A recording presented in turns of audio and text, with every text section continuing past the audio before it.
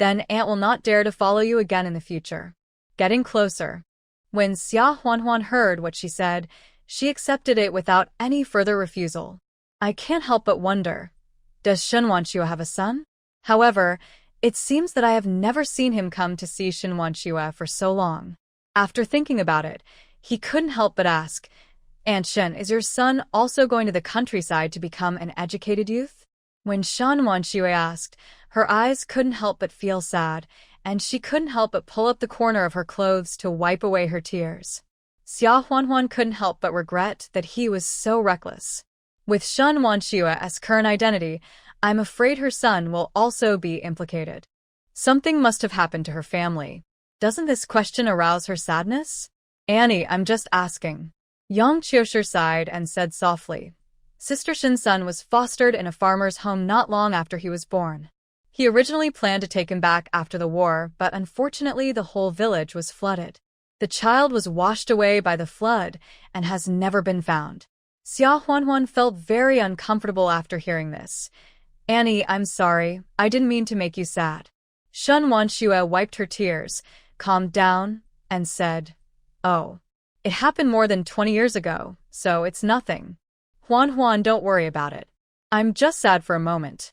I don't blame you. Mean. Xia Huanhuan nodded and said, Madam, I know. She didn't know how to comfort her, so Xia Huanhuan sat there for a while and then went back. Thinking about it on the way, I still felt sad and subconsciously touched my belly. In this world, the cruelest thing for a mother is to fail to protect her child, right? Especially since I personally sent the child to foster care. The whole village was hit by floods, and Aunt Shen's son was probably in danger as well. Xia Huanhuan sighed and put the phoenix pendant into the space. She couldn't help but wonder where Shen Wanxue had hidden such a valuable thing. Even if they have come to the countryside to feed cows and live in cow sheds, they have gone through many levels of inspections. If they are carrying them with them, there is no way they will not be confiscated. After thinking about it for a while, he couldn't figure it out, so Xia Huanhuan gave it up and went home without mentioning it. What she didn't know was that during the time she was in the army, Grandma Yao, whom she had met in the black market in the town, had come over and secretly watched Shen Wanxue. This is the first time that the master and servant have met since Shen Wanxue moved to this commune. Grandma Yao wiped away her tears. Sister Wan, I was afraid of being seen and accused again, so I didn't dare to come here. How have you been these days? When you left, your eyes were not blurry, and you didn't see clearly. Can you see me? Alas, I was too careless, and I don't know what kind of heartless beast saw it. The reason why Shen Wanxue was transferred away was because the village saw that Grandma Yao and Shen Wanxue were in close contact, and someone filed a complaint. Shen Wanxue was also criticized, and Grandma Yao's family was also fined with food. Past.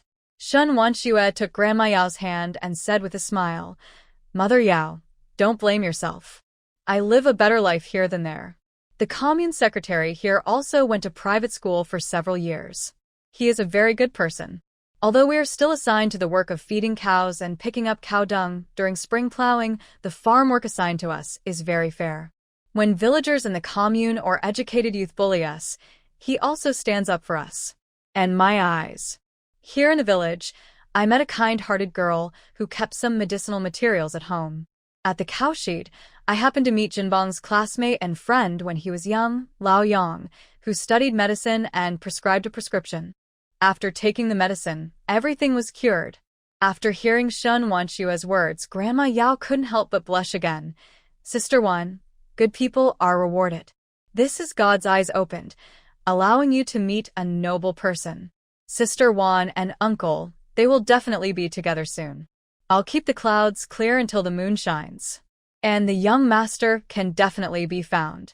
When Shen Wanxue heard her mention her child again, she couldn't help but have red circles in her eyes and said, Oh, soon the clouds will clear, and the moon will shine. Grandma Yao asked again, Where is my uncle? Is he still in the northwest? Is there any new news? Shen Wanxue shook her head and said, It's still here. We made an appointment before going to the countryside. We will send a telegram in half a year to report that we are safe. Otherwise, even if I write a letter, I'm afraid it will be investigated, so I won't bother. Grandma Yao nodded, suddenly thought of something, and asked, By the way, Sister Wan, the Leaf family I talked about last time is from this village. Have you seen it? Their sons have grown up. Does it look like my uncle's or yours? Shen Wanshua sighed and said, Sigh. I saw their second and third sons from a distance, and they didn't look alike. The fourth son was not at home all year round, but he helped me carry a bucket of water. Unfortunately, my eyesight is so bad that I can't see clearly. But their mother's name is Lulan, and the name doesn't match. The number of children in the family doesn't match, and the surname doesn't match either. I'm afraid it's not. Grandma Yao couldn't help but feel sad after hearing this. Shen Wanshua cheered up and said with a smile, Let's not talk about this anymore. Yao Ma, next time you come here, can you bring me the Husher white jade phoenix? And give me 2 small yellow croakers. After hearing this, Grandma Yao naturally agreed. A few days later, he came and handed Feng Pei and the little yellow croaker to Shen Wanshua. Shen Wanshua took away Feng Pei, handed the 2 small yellow croakers back to Grandma Yao, and said with a smile, Mama Yao, I heard that your daughter is talking about getting married, and her in-laws are young men from this village? These 2 small yellow croakers, just think of it as my wedding gift to them, so you can find an opportunity for me to give it to them. Upon hearing this, Grandma Yao subconsciously refused. Sister Wan, this is too expensive. What I am doing is not what I should do. How can I accept it? Shen Wanshua put her hands together and said firmly, Take it. If you hadn't guarded it for us, these things would no longer belong to us. If you didn't hold it, I would be angry. Grandma Yao couldn't refuse, so she had to take it, planning to use it as a dowry and bring it to her daughter when the time came. However, she did not intend to tell her daughter the origin of this thing. She only planned to say that it was her dowry when she got married. Early the next morning, Lin Yuru came over early as expected, making preparations for Xia Huanhuan and the 3 little boys. I cooked rice porridge, put lean meat and chopped spinach in it, sprinkled some salt flowers, baked a few scallion pancakes, heated up a few steamed buns, and fried a plate of rabbit meat and baby spinach. After everything was done, Xia Huanhuan and the 3 cubs got up to eat. Xia Huanhuan felt a little sorry and asked Lin Yuru to come over from Xiajiakan in the dark to cook for her. However, she doesn't want Lin Yuru to live here yet because it will be inconvenient for her to get supplies from the space. Therefore, she still plans to wait for a while after she has taken out all the things that should be prepared and taken out of the space, and then she will show her pregnancy. Let's talk about it. Mom, I'll cook 3 meals a day from now on. I'm not overweight now. There are so many pregnant women in the village. Aren't they all still doing farm work in the fields while pregnant? You come here so early to cook for me and take care of me. People in the village will say I am a lazybone. Lin Yuru was also embarrassed when she heard this. Didn't she know her own daughter? She was very capable. How could she be called lazy by the villagers? But she was really worried. After all, it was her daughter's first pregnancy. But what if you get too tired?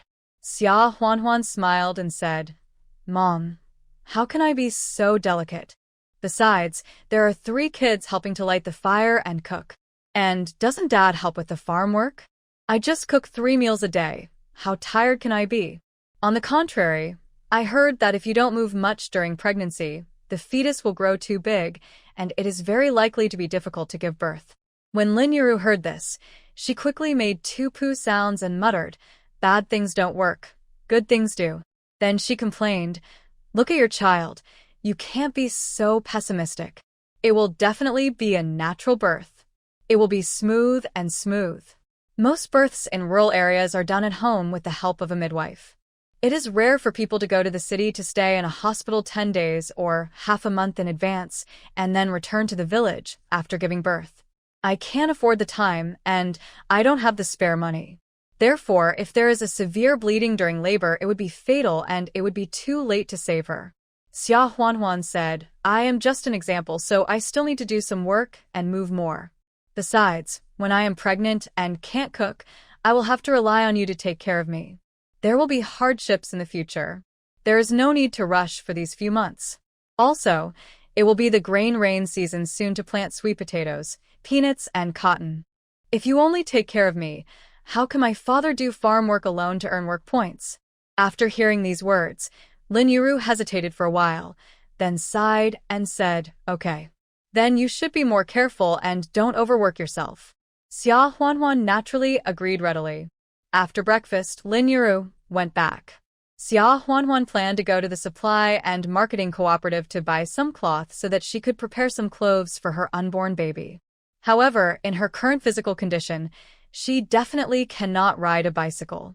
The roads in the countryside are bumpy enough to make her feel uncomfortable even if she doesn't fall. It just so happened that the village was growing peanuts, sweet potatoes, sorghum, millet, and other crops, and needed to go to the town to fetch fertilizer, so they sent an ox cart over, and Xia Huanhuan rode the cart. He bought a few feet of cloth at the supply and marketing cooperative, as well as some grain, eggs, and pork. After coming out, he found a remote place, entered the space, took out some more cloth of the same pattern, as well as some more grain, pork, etc., and took the village ox cart back. When I came back, I happened to meet Xia Shuangshan coming back from the mountain with his 3 little guys. When Xiao Wu and Bei Bei saw her, they ran over. Xiao Wu said proudly, "Mom, we caught pheasants and rabbits again. We also dug up a lot of spring bamboo shoots." Bei Bei also said incoherently, wild rabbit. My brother caught it." Xia Shuangshan also laughed and said, "Xiaowen set a trap yesterday afternoon and caught a wild rabbit today." Xiaowen's face flushed and she was very excited because she caught a hare. Xia Huanhuan smiled and said, "Xiaowen is so capable. Then we will have rabbit for lunch today. Dad, don't go back. Call Mom over. Let's eat at my place for lunch today." As she said that, she put the purchased food, pork, and other things back into the house. Even if she took some out from the space, the quantity was not much. Afterwards, she quietly took out supplies from the space and went to the town to purchase supplies every once in a while, which was enough to avoid arousing suspicion. Xia Shuangshan blushed, sighed, and went back to call Lin Yuru. Xia Huanhuan put the bamboo shoots away, took a small bamboo basket, and went to her own vegetable garden to pick some fresh vegetables. "I just harvested some chives yesterday, and it will take a few days for them to grow again. The celery, lettuce, cauliflower, and garlic sprouts in the vegetable garden have grown up and are ready to eat. As for the cucumbers, tomatoes, and green peppers, they have also bloomed and will soon bear fruit. This is the last crop of small spinach." Xia Huanhuan planned to come over tomorrow to clear the land for small spinach and plant pumpkin, winter melon, cowpea, green beans, etc.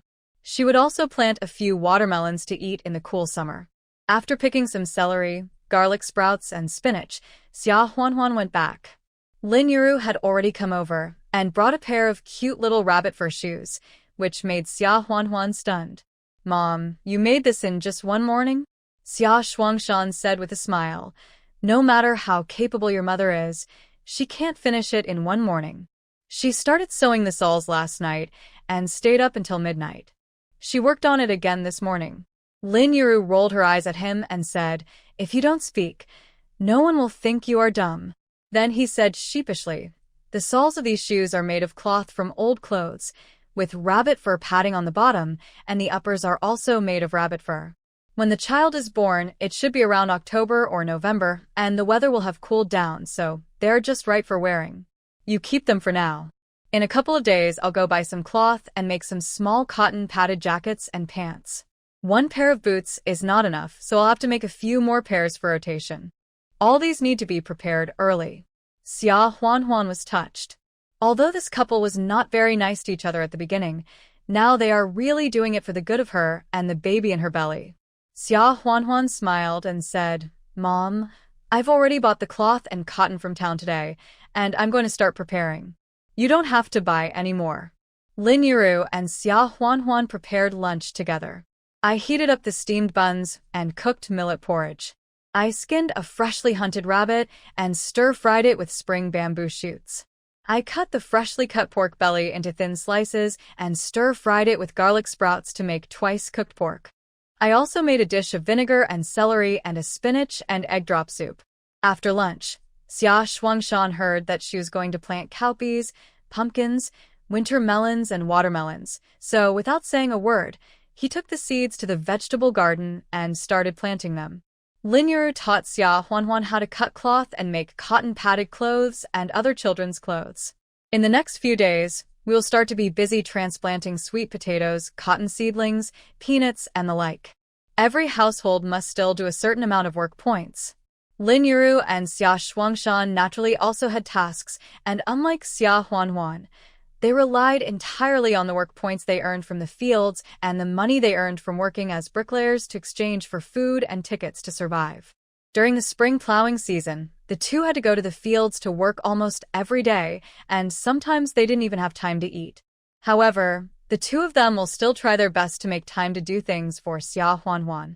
Xia Huanhuan felt bad about it, so sometimes she would take the opportunity when Xia Shuangshan and Lin Yuru were working on their own work points and do the work herself. On this day, she was assigned the task of transplanting sweet potatoes. She had just started working for a while when a village cadre called her to the edge of the field. Xia Huanhuan was stunned for a moment and subconsciously looked at the sweet potatoes she planted. They were not planted crookedly, so they were planted well, right? Back at the field, the village cadre pointed to the 3 strong men beside him and introduced them. Li Zhan's wife. These 3 comrades are Li Zhan's old comrades in arms. They have retired from the army and brought a letter of introduction. They said that Li Zhan asked them to come and help you with farm work. Xia Huanhuan was stunned for a moment, then her face turned red. This is too embarrassing. One of the men subconsciously looked down at Xia Huanhuan's belly and said with a smile, "Sister-in-law, our old leader sent a telegram saying that you are pregnant, and he is worried that you will be tired from doing farm work, so he asked us to come and help with some of the work." The village cadre smiled and said, "Your husband is very thoughtful. You can go back first. They can finish the work points you need to do for the spring plowing in one day." Xia Huanhuan was too embarrassed to refuse, and just as she was about to refuse, another person rolled up his sleeves and said with a smile, "Sister-in-law, don't be embarrassed. After we retired from the army, it was our old leaders who helped us get the opportunity to work as workers in the county factory. Otherwise, we would have to go home and work as farmers. We have been doing this kind of farm work since we were young, and we know how to do it." As he spoke, the other 2 also echoed him and went into the field one after another. They picked up the sweet potato seedlings in the basket, dug a hole on the ridge of the ground with a small, put the seedlings in it, scooped water from the bucket next to them and poured it in, and then covered it with soil. One of them saw that there was no water in the bucket, so he took 2 buckets and went to the river to fetch water, without saying a word. Seeing that they were all busy, Xia Huanhuan had no choice but to go home and start preparing lunch. It would be really unkind of her to just ignore the lunch when they were helping her with the work enthusiastically. One was stir-fried spring bamboo shoots with bacon, the other was stir-fried cauliflower with lard, and I picked some big green peppers to make a tiger skin green pepper stuffed with meat and also cooked millet porridge. There were no more steamed buns at home, so I took out 7 or 8 big white buns from the space, put them in a bamboo basket and sent them to the field. During the busy farming season, in order to save time and rush to work, everyone would eat directly in the field. Usually, around noon, the women would go back to cook and then bring the food to the farm. After eating, they would not take the bowls and chopsticks home, but would continue to work. They would not go back to cook dinner until it was dark in the evening. Or you don't cook and just make a few steamed buns in the morning and eat them with water at noon. The 3 people who came to help were all stunned when they saw the lunch prepared by Xia Huanhuan in the basket. This food is better than the commercial grain they eat in the county town. 2 meat dishes and 1 vegetable dish with the aroma of lard. The steamed buns are also white flour buns. But the 3 of them immediately thought that maybe because they were guests, their sister-in-law was spending money on purpose. One of them said apologetically, "Sister-in-law, we are all family, just eat steamed bread and pickles. No need to be so polite." "That's right, sister-in-law. Your meal is worth more than the work points we 3 earn from a day's farm work.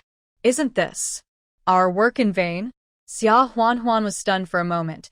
Then she realized that they had misunderstood and thought that she had spent money to entertain them. She quickly smiled and said, "You eat your own food. Our daily food is not much different from this. Li Zhan has been promoted to the head of the group now, and he has a lot of monthly allowances, most of which he sends back to me. I don't actually work. I can live well just by buying food, but the commune requires everyone to work, so Li Zhan is troubling you." When the three heard this, they couldn't help but sigh in their hearts again that their old leader really loved his wife. The leader's monthly allowance is 65 yuan. Even if he sends back 60 yuan, that 1 month's allowance is enough to cover a year's expenses. The three of them didn't hesitate any longer and finished their meal in no time. They couldn't help wiping their mouths with satisfaction and said enviously, "Our old leader is so lucky. The sister-in-law he married cooks really delicious food." All three of them were still single, living in factory dormitories and eating from a big pot in the cafeteria all day long. Where had they ever eaten such greasy food with big pieces of meat? Xia Huanhuan couldn't help laughing and said, "Are you workers in the county factory? If you think it tastes good, come over any time, and I'll make it for you." The three of them smiled sheepishly and said, "Thank you, sister-in-law." In the afternoon, the three of them worked even harder, and when they settled the accounts in the evening, the work points they had earned were enough for Xia Huanhuan to not have to work during the spring farming season. After saying goodbye to Xia Huanhuan, the three of them rode their bicycles back to the county town. Xia Huanhuan also walked back slowly with the basket. At this time, a police car drove into the village from a distance. By the evening, the news had spread throughout the village. It turned out that Li Xiaoqiao was rescued from the human traffickers by the police and sent back. In addition, the fact that the educated youth Wang Dajuan colluded with the human traffickers was also made public, and a group of human traffickers were arrested, but unfortunately the leader of the human traffickers escaped. Wang Dajuan and those human traffickers will be sentenced in 2 months, and the sentence is estimated to be at least 10 years. It turned out that after Xia Huanhuan wrote the anonymous letter that night, the public security department at that time was in charge and immediately sent people to the place mentioned in the letter and arrested Wang Dajuan on the spot. Wang Dajuan refused to speak for 5 or 6 days at first, but later he couldn't hold it back anymore and finally spoke. The police immediately sent a telegram and communicated with their colleagues in other counties and cities, and jointly carried out law enforcement actions. They quickly eliminated a human trafficker gang and, based on the human trafficker's statements, rescued the abducted women and children. Li Xiaoqiao had been transferred twice and was sold to an old bachelor's family in a mountain village in another county as a daughter-in-law. The baby in her belly was beaten to death. When the person was sent back, he was already mentally dull and a little stupid. Lulan did not even say thank you to the police officer. Instead, she grabbed the officer's hand and kept asking her if she had found the 800 yuan. Secretary Zhao scolded her for this. After sending the police away, Lulan, Li Chang, and Wang Guixiang questioned Li Xiaoqiao for a long time. Li Xiaoqiao's hair was messy, and her eyes were wandering. She was scared of being beaten and scolded, so she hid in the corner of the room and cried. Lulan was so angry that she slapped her hard several times. Seeing that there was no hope for the 800 yuan, Li Chang and Wang Guixiang and their wife ignored Lulan and Li Xiaoqiao and went back to their room with cold faces. Now, in addition to taking care of her own work points and 3 meals a day, Lulan also has the burden of Li Xiaoqiao. Moreover, with Li Xiaoqiao's current situation, everyone in the village knows that she was pregnant with a prisoner's child before marriage and was sold to a man. Her reputation is ruined. Not to mention finding a son-in-law from the city. Even an ordinary second-time husband would look down on such a witch. Lulan was filled with hatred and anger. When she thought of her 800 yuan, she beat Li Xiaoqiao severely. From time to time, she could hear Li Xiaoqiao's screams and cries from her room. Secretary Zhao couldn't stand it and asked the village cadres to come over and talk to her several times. Lulan was now desperate and scolded the village cadres, saying that you love my daughter. Why don't you let your son marry my daughter? If I were like that, I would definitely not beat her. The village cadres were so angry that they didn't care anymore. But after a long time, it was not a big deal. Lulan started to ask people if there were any widowed old widower or bachelor in the area. She planned to marry Li Qiaoqiao off to someone random person, otherwise it would be a burden for her for the rest of her life. When Wang Guixiang saw that Lu Lan was looking for a husband for Li Qiaoqiao, she told Li Chong privately and asked him to get involved. Even though Li Qiaoqiao was too shocked and became stupid, she was still a young woman in her teens or 20s after all. If she got married, the betrothal money would be at least 10 or 20 yuan. Li Jie was so angry when he saw that his mother and brother were colluding with each other to humiliate his own daughter and sister that he said something once or twice. However, Lu Lan and Li Chong were determined to get rid of Li Qiaoqiao, this burden, and they scolded Li Jie and told him to mind his own business. Li Jie just ignored it out of spite. Not long after, the mother and son found an old widower in his 50s, extorted 30 yuan from him as a betrothal gift, and sent Li Qiaoqiao to him that same day. There was no wedding banquet or anything, they just registered their marriage with the commune. Lu Lan and Li Chong divided the 30 yuan equally. In addition, Lu Lan probably thought that she was getting older, her third son was unwilling to support her in her old age, and her fourth son was away all year round, so she could not be relied on either. She could only rely on Li Chong temporarily. She gritted her teeth and bargained with Li Chong for a long time and gave the second son $4 a month, which was considered as living with Li Chong. However, even though she lived with Li Chong and no longer had to do farm work, the days of having everything provided for her were gone. Wang Guixiang had to cook 2 meals a day instead of 1. She could only bear it, and fantasized in her heart that when her fourth son came back next time, she would complain to him and ask him to take care of her in her old age. Xia Huanhuan ignored what was happening over there and just stayed at home making clothes and shoes, preparing 3 meals a day, reading medical books, and preparing medicinal herbs. Zhou Qiuhe came to visit and talked about Li Qiaoqiao's affairs. She also sighed and said, "I used to think that our mother-in-law was selfish and biased, but now I know she is so vicious. She even schemed against her own daughter. And my second brother did the same. He sold his own sister for 30 yuan of betrothal money. Even Li Jie couldn't stand it. They are still blood relatives. What kind of people are they?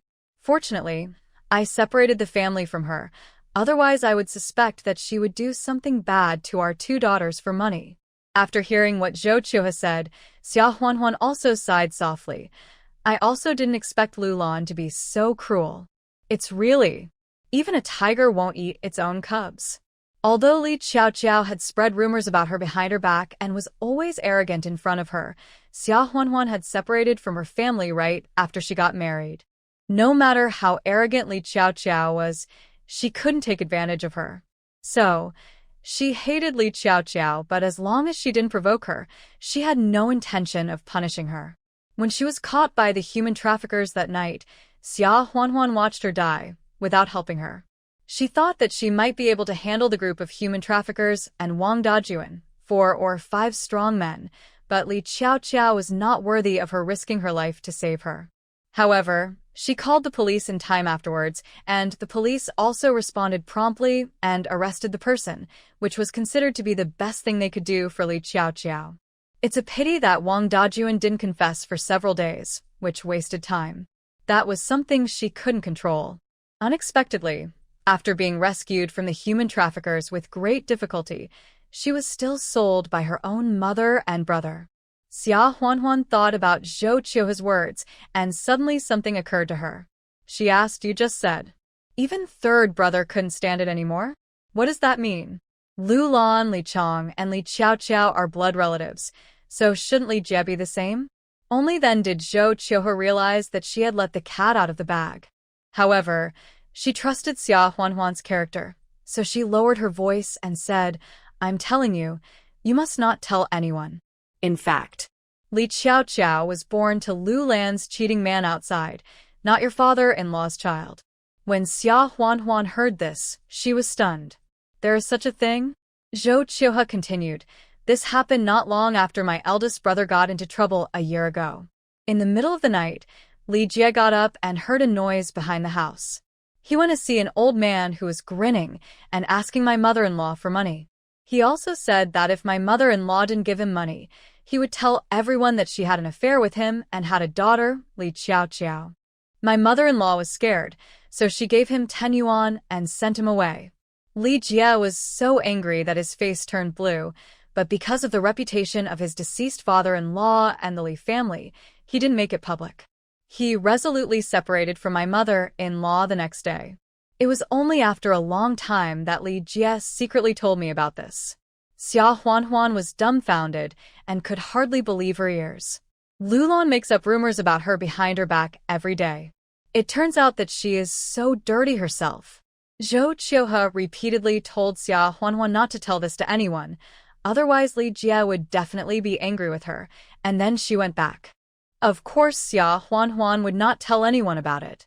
She just listened to these things as a joke and threw them aside. Instead of spending her time gossiping, she might as well be sewing more needlework. The work of planting trees during the spring plowing that she was supposed to do had already been completed by Li Zhan's comrades who came over last time to help her, so she concentrated on making clothes at home. She had to make cotton-padded clothes, cotton pants and boots for the baby in her belly, as well as small quilts for swaddling, spring and summer clothes for Xiaowen, Xiaowu and Beibei, and thinner shoes. She also had to buy some spring and summer clothes for herself, as well as loose clothes for pregnant women. She was very busy every day. Fortunately, there was enough cloth in the space, so she bought some and took some out of the space to mix with other cloth. Because she was busy with needlework, Xia Huanhuan only went to the cowshed once every half a month. After the busy spring plowing during the grain rain period, there was some free time for farm work, and Aunt Wu's second son's marriage was also settled. It was a good opportunity to take advantage of this time to bring the new daughter-in-law into the house. At weddings and funerals in rural areas, neighbors usually go to help.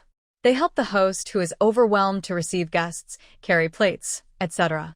Women go to the kitchen to help prepare meals, etc. Usually the host will also arrange extra meals to thank the neighbors. But when it comes to giving gifts of money at banquets, it is only done between relatives and close friends. Reciprocity is a matter of gift giving. Generally, if someone receives a gift money at a wedding, the party that gave the gift money has to give a gift in return if they get married again or have a child. Sometimes, the disputes get so intense that even the marriages of children and grandchildren are affected. The Li family and Aunt Wu's family have no relationship, but Xia Huanhuan is grateful to Aunt Wu for always speaking for her in front of those gossipy women in the village, so she also gave a gift. Aunt Wu was so moved when she saw this that she insisted on asking Xia Huanhuan to stay for the feast. Xia Huanhuan had no choice but to accept the request and was also afraid that Aunt Wu would feel bad, so she just sat down and ate some dishes just to show her respect. After a while, the bride and groom came over to toast them. They drank wine brewed by the villagers using sorghum. Xia Huanhuan couldn't drink alcohol, so she drank tea instead. The bride's name was Qinqi. She was pretty and had a rosy face. Aunt Wu introduced Xia Huanhuan as Li's sister-in-law, so she blushed and asked Xia Huanhuan to call her sister-in-law. Xia Huanhuan entertained for a while. It was a wedding, and it would be bad to leave in the middle. She felt a little regretful. If she had known that she would have to attend the banquet, she would not have given the gift money today and would have given it to Aunt Wu later. Just when she was bored, she suddenly saw a familiar face. It turned out to be the old lady she met in the black market before, who exchanged her jade bracelet for medicinal materials. Although Xia Huanhuan put on makeup when she went to the black market, she was still afraid of being recognized and causing trouble, so she found Aunt Wu and said that she was feeling a little unwell and went back first. When I was leaving, I heard from other guests that the bride was actually the granddaughter of that old lady. However, she rarely goes to the black market in town anymore and probably won't have to deal with this old lady again in the future. In the evening, Xia Huanhuan went to the cowshed and delivered some food, meat, eggs, etc. She also asked Yang Qiushi about some things she didn't understand in the medical books. Seeing that her belly was already showing, Shen Wanxue smiled and said, "You can already see a little bit of your belly. It's still dark at night, and it's not safe to walk at night. If you can, don't come to see us.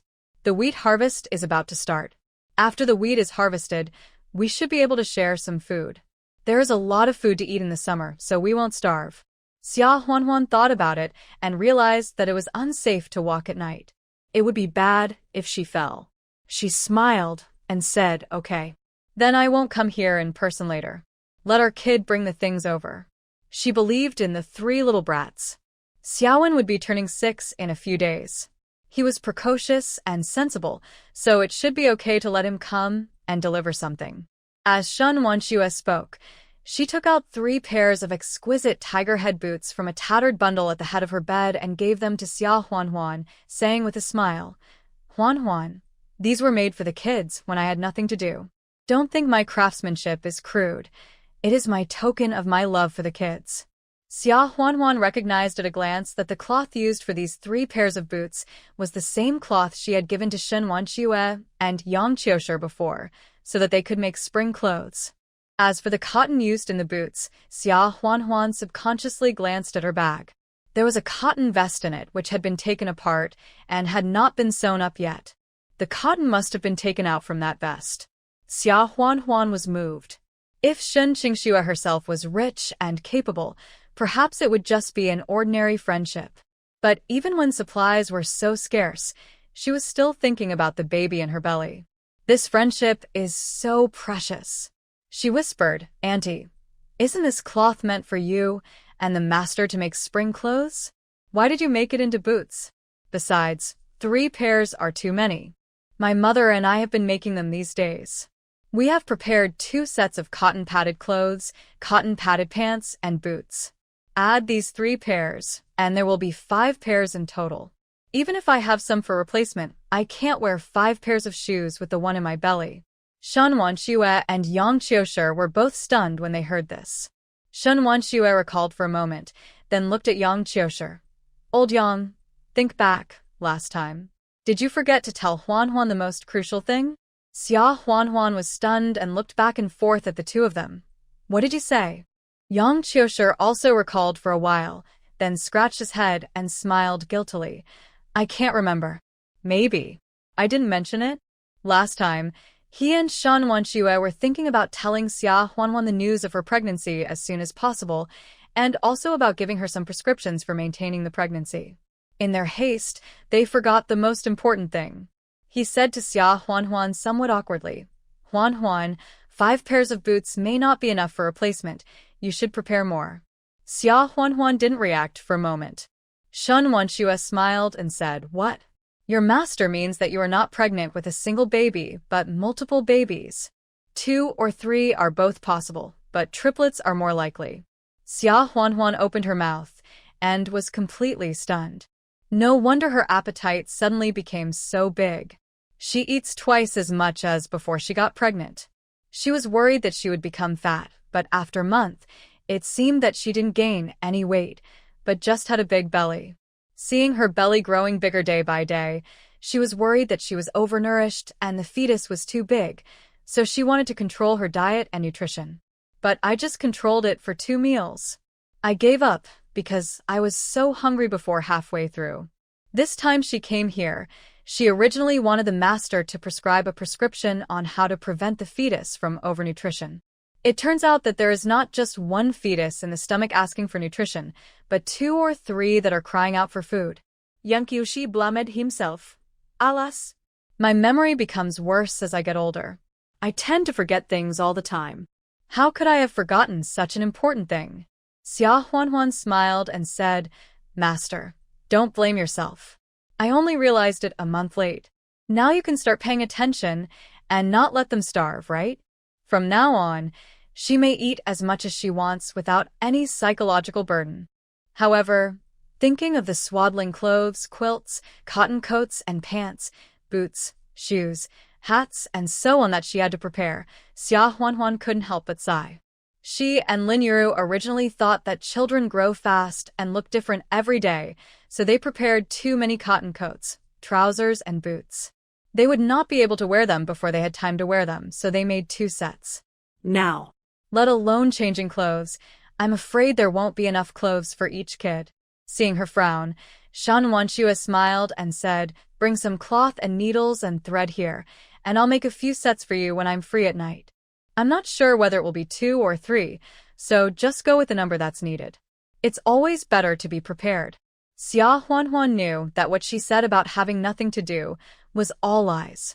She and other people in the cowshed came here to work, and the work they did was harder than that of the villagers. These 3 pairs of shoes were probably made by Shen Wanxue, who stayed up late to make them. Therefore, Xia Huanhuan shook her head and said with a smile, "Annie, these 3 pairs of tiger head boots are enough. There are still several months left, and my mother and my 3rd sister-in-law are also taking time to help me make them so we can prepare them." Seeing this, Shen Wanxue didn't force it. Yang Qiushi felt her pulse again, checked the fetal position and other things, gave her some instructions, and then wrote her a prescription and asked her to boil some medicine and take it. The next day after she returned, she told Lin Yuru that she might be pregnant with twins or triplets. Lin Yuru was so surprised that she couldn't stop smiling as she looked at her bulging belly. "Oh, I told your dad last night that judging from the movement of your belly and your recent appetite, I was afraid that you might not be pregnant with just 1. I estimated that it might be 2. I didn't expect that it might be 3. This is really rare. If I give birth to 3 big fat boys at once, won't my son-in-law praise my daughter for her ability when he comes back?" When Xia Huanhuan heard Lin Yuru's tone, she knew that she still had the same thinking as rural women of that era. Women give birth to children to carry on the man's family line. Giving birth to 3 boys in 1 pregnancy would bring honor to the family. She smiled and had no intention of correcting Lin Yuru's thoughts. She probably couldn't correct them even if she wanted to. After all, Lin Yuru had been so humiliated in the Xia family for more than 20 years that she couldn't raise her head because her son was washed away by the flood and she never gave birth to a son again. Rural women of this era are obsessed with having sons. "Mom, why do you only want to have a grandson? There are 3 of us, so you should give 1 to your granddaughter, right?" Xia Huanhuan joked. Lin Yuru laughed and said, "Oh look, I'm too happy. Yes. If there are 2, then it will be a boy and a girl. If there are 3, then it will be 2 boys and a girl. It will be even better to have both sons and daughters." While joking, Lin Yuru became restless again. "Oh, if we are pregnant with 3 babies, wouldn't the 2 sets of clothes we prepared be enough? I will go to the town supply and marketing cooperative to pull cloth. I have to start doing it quickly while the farm work is not busy these 2 days." Xia Huanhuan saw Lin Yuru busy doing things for her, and she felt unmoved. It was a lie. To be honest, without the help of Lin Yuru, Xia Shuangshan, Zhou Qiuhe, and Shen Wanxue and Yang Qiushi from the cowshed, she would have to take care of 3 little ones by herself, still have 3 babies in her belly, and prepare these small clothes and shoes. Yes, even if she had space and no matter how much supplies she had, she wouldn't be able to take care of it. She grabbed Lin Yuru, who was about to go out, and said with a smile, "Mom, I have prepared cloth and cotton and so on.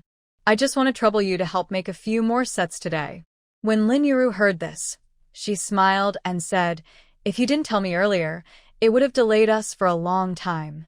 After saying that, he immediately picked up the cloth and started making samples. He used scissors to cut along the marks made on the cloth with lime, threaded the needle and sat up. Xia Huanhuan also picked up a half-finished set and continued sewing. In a few days, it will be Xia Wen's 6th birthday. Xia Huanhuan planned to make a table of delicious food to celebrate. Most of the vegetables in the small vegetable garden are now grown and ready to eat. Cowpeas, green beans, tomatoes, cucumbers, etc. Xia Shuangshan broke off many thin branches from the mountain and built a shelf. Now the cowpeas and green beans are hanging long one by one, the cucumbers also have a lot of knots, and the tomatoes are also like embroidered knots. The ground was crowded together, and many of them were already red. Other celery, leeks, lettuce, cabbage, cauliflower, green peppers, etc. can also be picked and eaten at any time. The pumpkins, winter melons and watermelons next to them have also fallen off their stems, and small melons are growing secretly under the dense green leaves. Xia Huanhuan was more than 3 months pregnant, and her belly was bulging a lot. It was not convenient to go to the vegetable garden and bend down to pick vegetables, so she ordered the 3 little ones to carry a small bamboo basket each to pick a few green peppers and a few cucumbers. Pick a handful of cowpeas, pick 2 cauliflowers. After a while, The three little cubs jumped home carrying bamboo baskets on their backs. Xia Huanhuan followed slowly and leisurely, feeling that this kind of country life seemed pretty good. Except, well, although my belly is not very big yet, I have started to feel pain in my back. How hard will it be when I am 7 or 8 months pregnant? She couldn't even imagine it. After returning home, Xia Huanhuan started washing and picking vegetables, and the three little ones also rolled up their sleeves to help. She secretly replaced the water in the kitchen with the spiritual spring water in the space. She used this water for washing vegetables and cooking. Coupled with the anti-fetal and nourishing prescriptions prescribed by Yang Qiushi, her pain during pregnancy was relieved a lot. After washing and picking the vegetables, Lin Yuru happened to enter the yard. These days, Xia Shuangshan and Lin Yuru still go to work in the fields, watering the crops or weeding, and they are never idle. When there was masonry work, Xia Shuangshan would go out to work. Otherwise, the two of them would hang around Xia Huanhuan. At noon, Lin Yuru came over early and helped Xia Huanhuan make a meal. Xia Huanhuan didn't refuse anymore and just asked her to cook the portion for Xia Shuangshan and send it to the field for Xia Shuangshan to eat. If it hadn't been like this, the two of them might have taken a few wawatu and water to the fields in the morning, and the meal at noon would have been enough. Lin Yuru saw that Xia Huanhuan had already washed and picked the vegetables, but she still couldn't help nagging her. Xia Huanhuan didn't talk back, but she would do whatever she could next time. She is pregnant, not disabled. Even though someone was helping her, she couldn't just enjoy it with peace of mind. Xia Huanhuan whispered, "Mom, today is Xiaowen's birthday. Please cook a few more dishes and call Dad back later. Our family will celebrate a little bit." Xia Huanhuan whispered, "Mom, today is Xiaowen's birthday. It's his birthday, let's cook a few more dishes and call Dad back from the fields later, so our family can celebrate a little bit." Lin Yuru was stunned for a moment when she heard this. How can a rural child prepare a few dishes to celebrate his birthday? That is the standard for the birthdays of the elders in the family, and the other is the standard when distinguished guests come to the house, or during the New Year. Boiled eggs are considered a good thing for children to celebrate their birthdays. In many families with many children, parents may be too busy to remember. As for birthday cakes, blowing out candles, etc., I have never heard of them. Lin Yuru looked at the dried branches and firewood that she had picked up 2 days ago and carried them to the kitchen one by one. She originally thought, I am just a little kid living. Why do you spend so much money to make a few? Food? Just boil 2 eggs. He swallowed the words. It's quite pitiful to think about the 3 little cubs. Her father died, and her mother ran away. After suffering for half a year with her second uncle, second aunt, and grandma, she was finally adopted by her 4th uncle and Huanhuan. The good days have not passed for a few months, and now Huanhuan is pregnant again. The 2 young ones may be too ignorant to think of it, but the precocious Xiaowen, without saying anything, must be worried that Huanhuan will have her own children and will not want them anymore.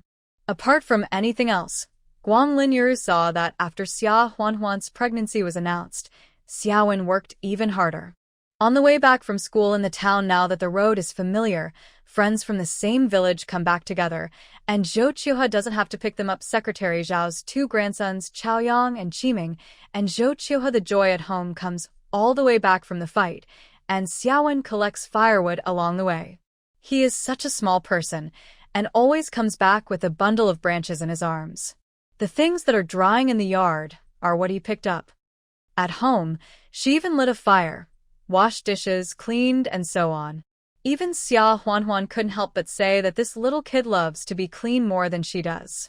Lin Yuru sighed and said with a smile, "Okay, just cook a few more dishes." He couldn't help but whispered, "Oh, but don't be too spoiled. People who love each other will fight against each other, so don't spoil them to the point of being." Xia Huanhuan also knew that Lin Yuru's concerns were reasonable, so she smiled and said, "Mom, don't worry about these things. If I really spoil them, can I still let them do housework at home, digging wild vegetables in the fields and collecting firewood? I know it well." Lin Yuru thought about it and said nothing. The mother and daughter chatted while making lunch. The steamed buns are freshly steamed and heated directly in the pan. 3 large white flour steamed buns and 2 multi-grain steamed buns with sweet potato and white flour are enough for the whole family.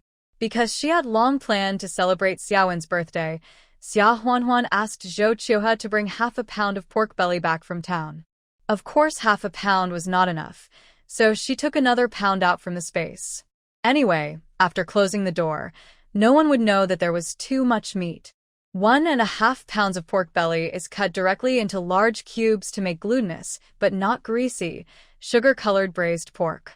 The remaining half a pound was stir-fried with garlic sprouts and stir-fried twice-cooked pork. In addition, I also made a stir-fried rabbit with cauliflower, a stir-fried wild boar with spring bamboo shoots, a stir-fried egg with leek, a cucumber, a tomato with white sugar, and 2 cold dishes. Of course, there is also a fragrant pheasant mushroom soup with wolfberry, licorice, and ginseng. Sliced ginseng is similar to licorice. Licorice and wolfberry are both wild medicinal materials that can be collected in the mountains. Most farmers are familiar with them, so Lin Yuru naturally has no doubts. There is another ingredient that Lin Yuru cannot see, which is the mushroom in the chicken soup, which is actually matsutake. It was when Huan went into the mountains last summer that he dug it up. It was actually in the forest in space, and he harvested it without any expectation. In later generations, this is an ingredient that can be compared to gold. Gold is so valuable. Of course, I also boiled a few eggs and rolled out a bowl of longevity noodles for Xiaowen, which was considered a standard birthday treat for children in that era. The meal was almost ready, and Lin Yuru went to the fields to call Xia Shuangshan. Xia Shuangshan was a little surprised when he saw the dishes on the table, but he didn't say anything immediately. The family eats around the table. A pound of braised pork is cut into about 10 pieces, and 1 piece for each person is almost enough. As they ate, the 3 cubs were obviously more interested in the sugar tomatoes than the other dishes. They were all vying for this, and Xiao Wu and Beibei almost started to fight. Xia Huanhuan was angry and funny, and said, "Just because of a tomato? Why are you fighting? Wait, I'll get you some more, 1 for each of you." Lin Yuru quickly put down the bowl and said, "I'll go." Xia Huanhuan stopped her and said, "I'm already up. My belly is bulging, and it's uncomfortable to sit down. It's time to move around." After Xia Huanhuan went to the kitchen, Xia Shuangshan couldn't help but say a few words to Lin Yuru. After a while, Xia Huanhuan came back and divided the sugar tomatoes among the kids before continuing to eat. Lin Yuru said, "Waner, get up early tomorrow. You'll still have to wait for me to come over and cook lunch, but you won't have to share it with me and your father. We also have our own rations, so we should bring our own meals to the fields in the morning." Xia Huanhuan was stunned for a moment, looked at the 2 of them, and said with a smile, "You are so good. Why do you say this suddenly?" Xia Shuangshan and Lin Yuru looked at each other. Xia Shuangshan coughed twice and said, "Waner, I know my uncle's monthly allowance is quite large, but you also have to spend it in a planned way.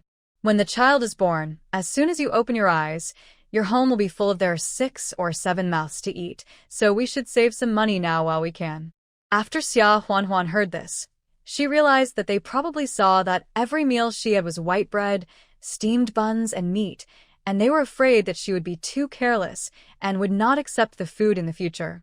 "Dad, it doesn't make any difference if I save 2 mouthfuls of food for you and Mom, so don't come up with blind ideas. Li Zhan has just been promoted to a level this year, and his allowance has been increased by 20 yuan, which is enough to support a family. Besides, the last time I went to the army to see Li Zhan, didn't we hold a wedding ceremony? His comrades all gave gifts about 400 or 500 yuan, and they are all here with me. These 2 houses are enough for me now, but when fall comes and I'm about to give birth, my mother will definitely come and live with me to take care of me." "So where will she live?" "So Li Zhan and I have made plans. We plan to build a house on the residential land allocated by the village this summer, before the children are born. By then, I will be pregnant and have difficulty moving around, so I will need your help. But now you guys won't even eat lunch at my place. How can I have the nerve to ask you to take care of me when I give birth to a child or help us build a house?" These words left Xia Shuangshan and Lin Yuru speechless for a moment. Lin Yuru stammered, "Waner, when I told your father that, it wasn't because I didn't want to take care of you. I was just worried that you would have trouble with money in the future. Xia Huanhuan smiled and said, I know you don't mean that. But, Mom, look at the dishes on this table. The vegetables are all grown in our own private garden. The spring bamboo shoots were dug by Dad in the mountains. The pheasants and rabbits were also recently hunted by Dad in the mountains. The cured wild boar meat was hunted by Li Zhan in the mountains during the New Year. We bought all of them with money, just pork, eggs, and some food. How much did it cost? If you don't come for lunch in the future, then my dad doesn't have to send us pheasants, rabbits, etc. in the future. I'd be embarrassed to accept them even if he did. After hearing these words, Lin Yuru and Xia Shuangshan dared not bring up the matter anymore. They ate in silence. After a while, Xia Shuangshan broke the awkward silence and asked, Wanner, what do you plan to build?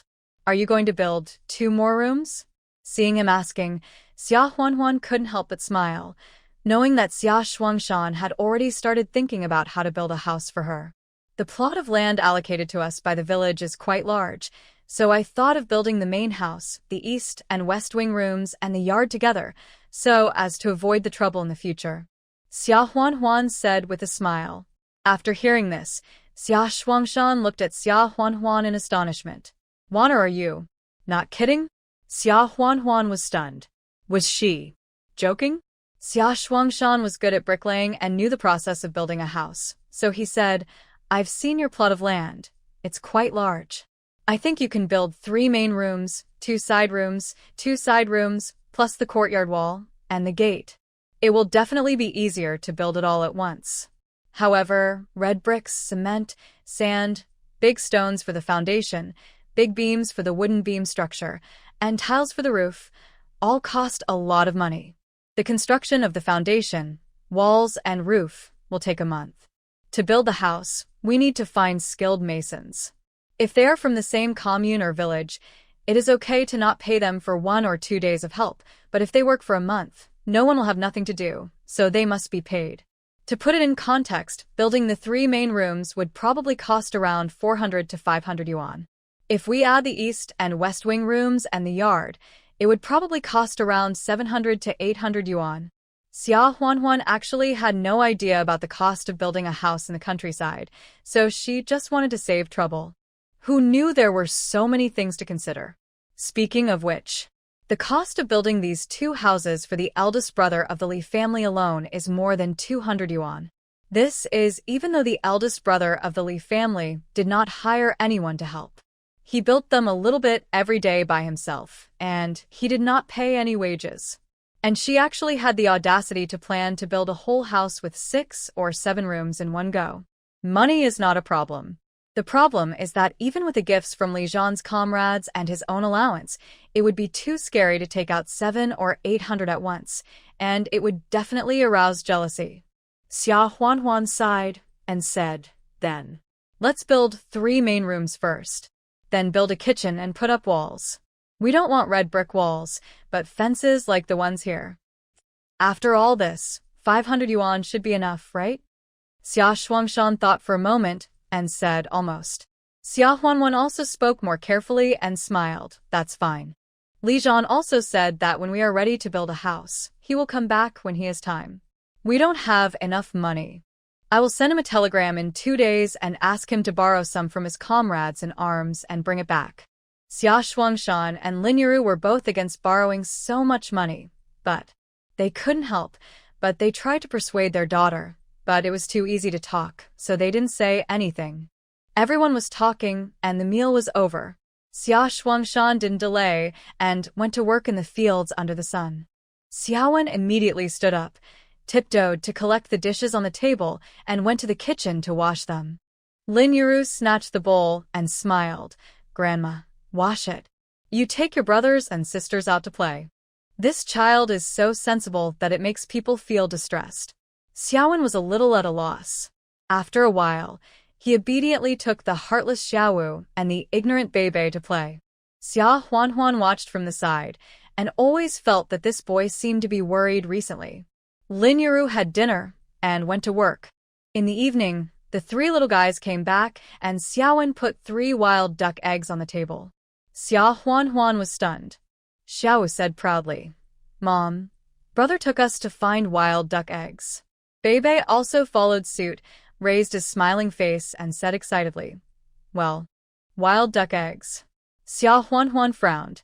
Most wild duck eggs are found in the reed marshes by the river. If you are not careful in such a place, you may step on air and fall into the river. After adopting the three little guys, this is the first time she is really angry. She glanced at Xiaowen, then said to Xiaowu and Beibei in a gentle voice, Xiaowu, Beibei, help Mom take this thimble to Chaoyang's mom's house and say that Mom is returning it to her. It was the first time that Xiaowu and Beibei were ordered around by their mom like their big brother. They felt very excited about growing up and immediately agreed to take the sewing box and ran out of the house with their short legs. Xiaowen looked up at Xia Huanhuan timidly, then quickly lowered his head. Although he was small, he could still feel that he had made his mom angry. But he really worked so hard and did so much work, why was Mom still angry? If Mom was angry, would she not want them anymore? Xia Huanhuan picked up a thinner willow branch from the yard and held it in her hand, and asked with a cold face, Xiaowen, who told you to take your brother and sister to the river to touch wild duck eggs? Did I tell you not to go to the river to play? Xiaowen bit his lip and didn't say anything. Xia Huanhuan was even more angry. This little rascal was still resisting her passively. With a snap, the willow branch fell heavily on Xiaowen's back. At the turn of spring and summer, the clothes have become much thinner, and it still hurts a little, and more importantly, it feels wronged. Xiaowen looked up at Xia Huanhuan. There was no resentment in his eyes, but more of panic. After all, he was only a 6-year-old child, and Xiaowen finally cried wow. Xia Huanhuan was a little overwhelmed by his crying. In the past, the three kids were sensible. At most they quarreled and fought with each other and cried, but she never hit anyone. Now, she actually beat such a small child to tears, and her heart was bursting with guilt. However, thinking about the many social news she had seen before the time travel and how many children fell into the water and drowned every summer, Xia Huanhuan still forced herself to harden her heart. Why are you crying? Are you feeling wronged? What if you three accidentally fall into the water and drown while touching the wild duck eggs? You don't learn well yourself, and you want to lead your younger brothers and sisters astray. How can you be a big brother? Xiaowen was scolded by Xia Huanhuan and dared not cry loudly anymore. Even if he tried to hold back his tears, his thin shoulders swayed, and his tears still fell. Xia Huanhuan couldn't bear it, so she sighed and said softly, Today is your 6th birthday. You are 1 year older. Why are you becoming more and more ignorant? Tell Mom honestly, why did you take your younger brothers and sisters to the river to touch wild duck eggs? Xiaowen said intermittently, Firewood is not valuable.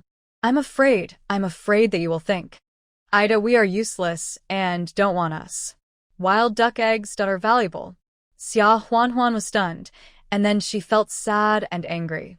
This kid usually looks smart. Why is his head full of grass? What kind of mess does he think all day long? Who said I would think you are useless and don't want you anymore? Xiaowen continued. Li Sheng said that Mom is pregnant, and when the baby is born, she will become a vicious stepmother and won't want us anymore. Xia Huanhuan. Stepmother. She didn't marry their biological father, so she can never become a stepmother. However, Wang Guixiang's son said this because he probably listened to what Wang Guixiang and Li Chong said. Bah! If the top beam is not straight, the bottom beam will be crooked. Xiaowen continued. I didn't believe it at first. But Mom, you want to build a new house. From now on, you won't live in my dad's house, and we will be even more useless. Xia Huanhuan. When Xiaowen saw that Xia Huanhuan didn't respond, he thought that what he said was all guesses, and he felt even more sad and desperate. It seems that Mom really doesn't want them anymore. Xiaowen wiped his tears, ran over, and timidly pulled Xia Huanhuan's clothes and said sadly and pitifully, I didn't let Xiaowu and Beibei go to the river. I went to the river by myself. They didn't become bad. Can you just not want them? Just don't want me, okay? Xia Huanhuan. Xia Huanhuan sighed, raised her hand to wipe his tears, and then said gently, Who said I don't want you now that I have a baby? Your fourth uncle and I are going to build a new house because we will have little brothers and sisters in the future, and this place won't be big enough. When the new house is built, you and your brothers and sisters will have your own room.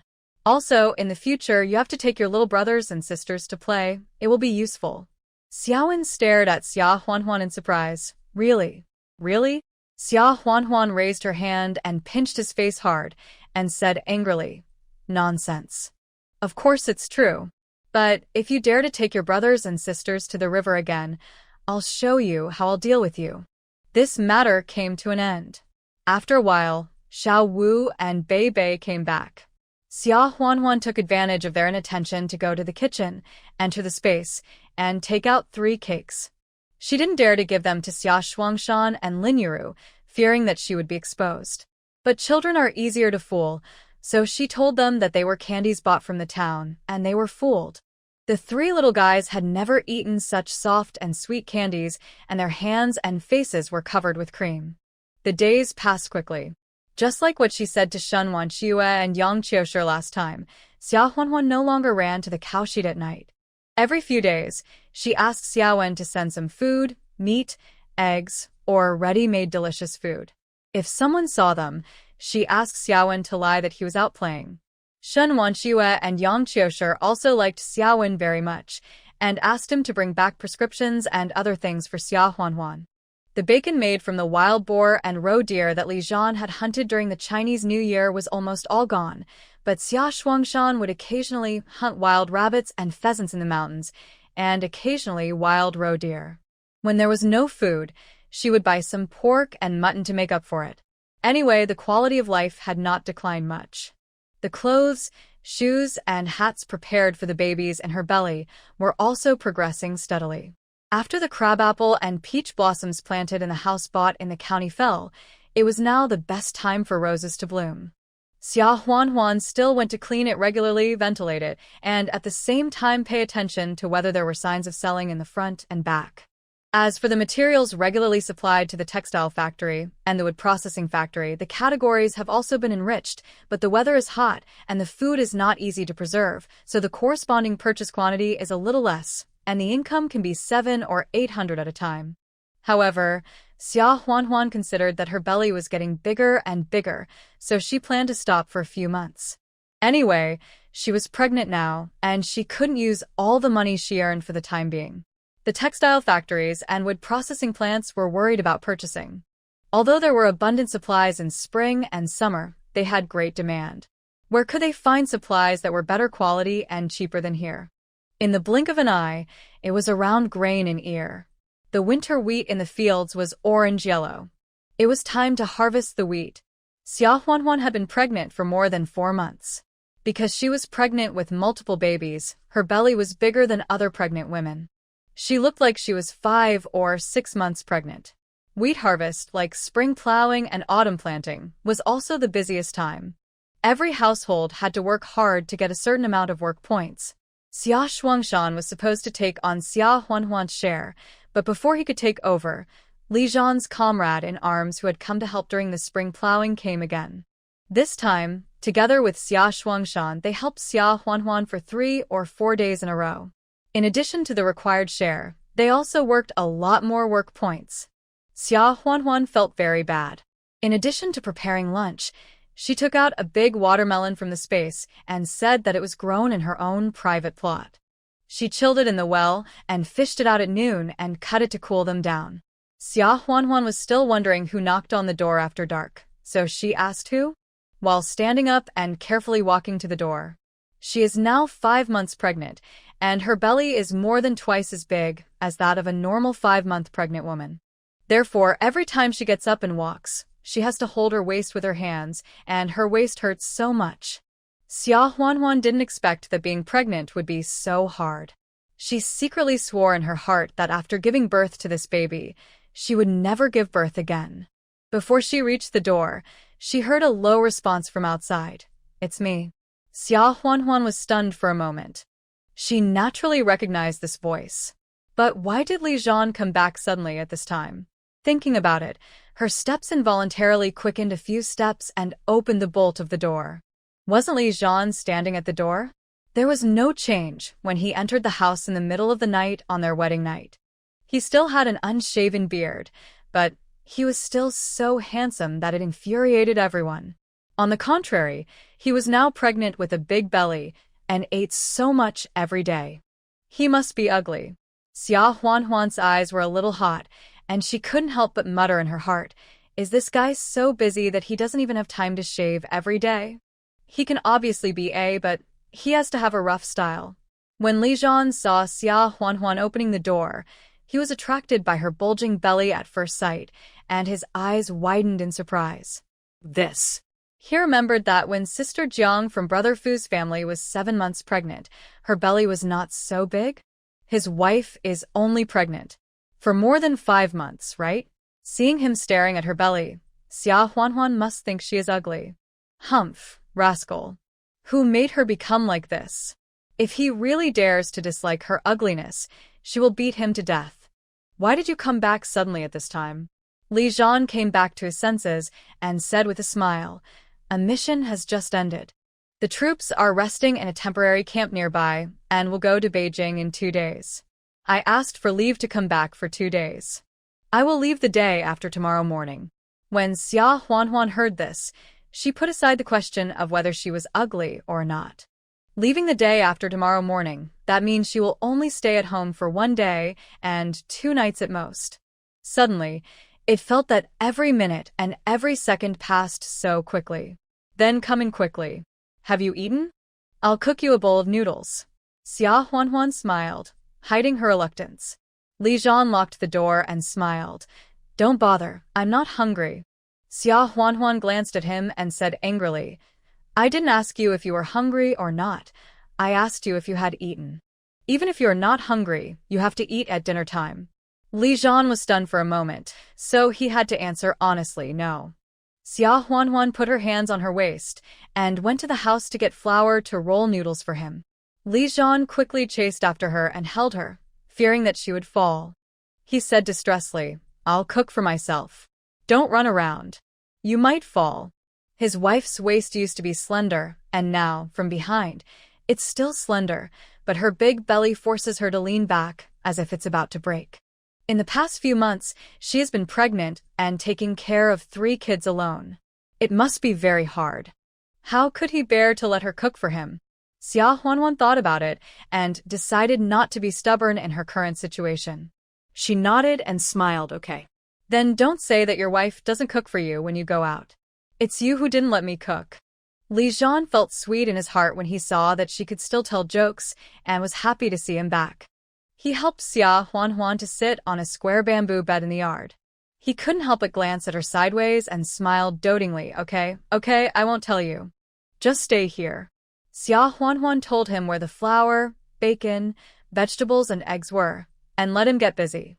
At the same time, he whispered, Be quiet. The 3 kids are already asleep, and Xiaowen has to go to school tomorrow. Li Zhan agreed and went to get the things. He had first-class reconnaissance skills. Even if Xia Huanhuan didn't tell him, he could find everything. In a short while, he kneaded the dough, rolled the noodles, and then put them in the pot to cook. He just fried some scrambled eggs with tomatoes, added a handful of small green vegetables, and made a tomato and egg noodles. When it was ready, Li Zhan took out the noodles and sat on a chair in the yard to eat the noodles. Xia Huanhuan's belly was too big and she couldn't sit still, so she put several pillows on the bamboo bed and lay down half-lying, holding a cattail leaf fan in her hand and shaking it one after another. In the summer in the north, the sun is blazing during the day and the temperature can usually soar to more than 30 degrees. At night, it is a little better and can drop to 26 or 7 degrees. It is not unbearable, so it is a little easier at this time. Xia Huanhuan looks at Li Zhan eating noodles. How does he look like he is not hungry? He couldn't help but murmured in a low voice, You still say you're not hungry? The bowl is almost eaten. If she hadn't forced him to do this, I'm afraid this idiot was going to be hungry until tomorrow morning, right? Li Zhan didn't hear what she said clearly, so he raised his head and looked at her. Huh? What did you say? Xia Huanhuan smiled and said, I forgot. there is a watermelon at home. You should quickly put it in the water tank to cool down. When you finish eating the noodles, cut it up and eat it, just in time to cool down the heat. Li Jian agreed, put down the bowl, and put the watermelon into the water tank first. When he came back and continued eating noodles, he asked, "Do you want to eat?" Li Jian said with a smile, "Then I won't eat it. I can't finish a melon. Besides, the ice won't cool it down for a while. Let's eat it when we get up in the morning." Watermelon? I grew it on my own plot of land. The riverbank land is really fertile, and there's a good harvest of vegetables and fruits. Li Jian nodded and couldn't help but said, "Dear wife, thank you for your hard work." It is said that a good harvest is due to the fertilization of the land, but if the vegetable growers are not diligent, how can they have a good harvest? Xia Huanhuan was stunned for a moment before she came to her senses and quickly explained with a smile, "You mean the vegetable garden? After my parents found out about my pregnancy, my father helped water and fertilize it.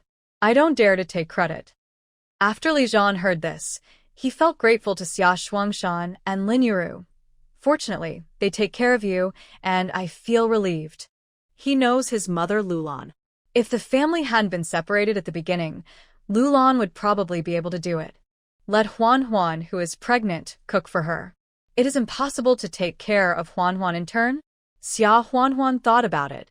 These days, corn has been planted, and there is a lot less farm work in the fields. Lin Yuru basically comes over in the morning, noon, and evening to help her cook. If it weren't for the parents of the original owner, she really doesn't know how hard she would have been. They were indeed sorry for the original owner, but they were definitely worthy of her. Xia Huanhuan was also grateful to them.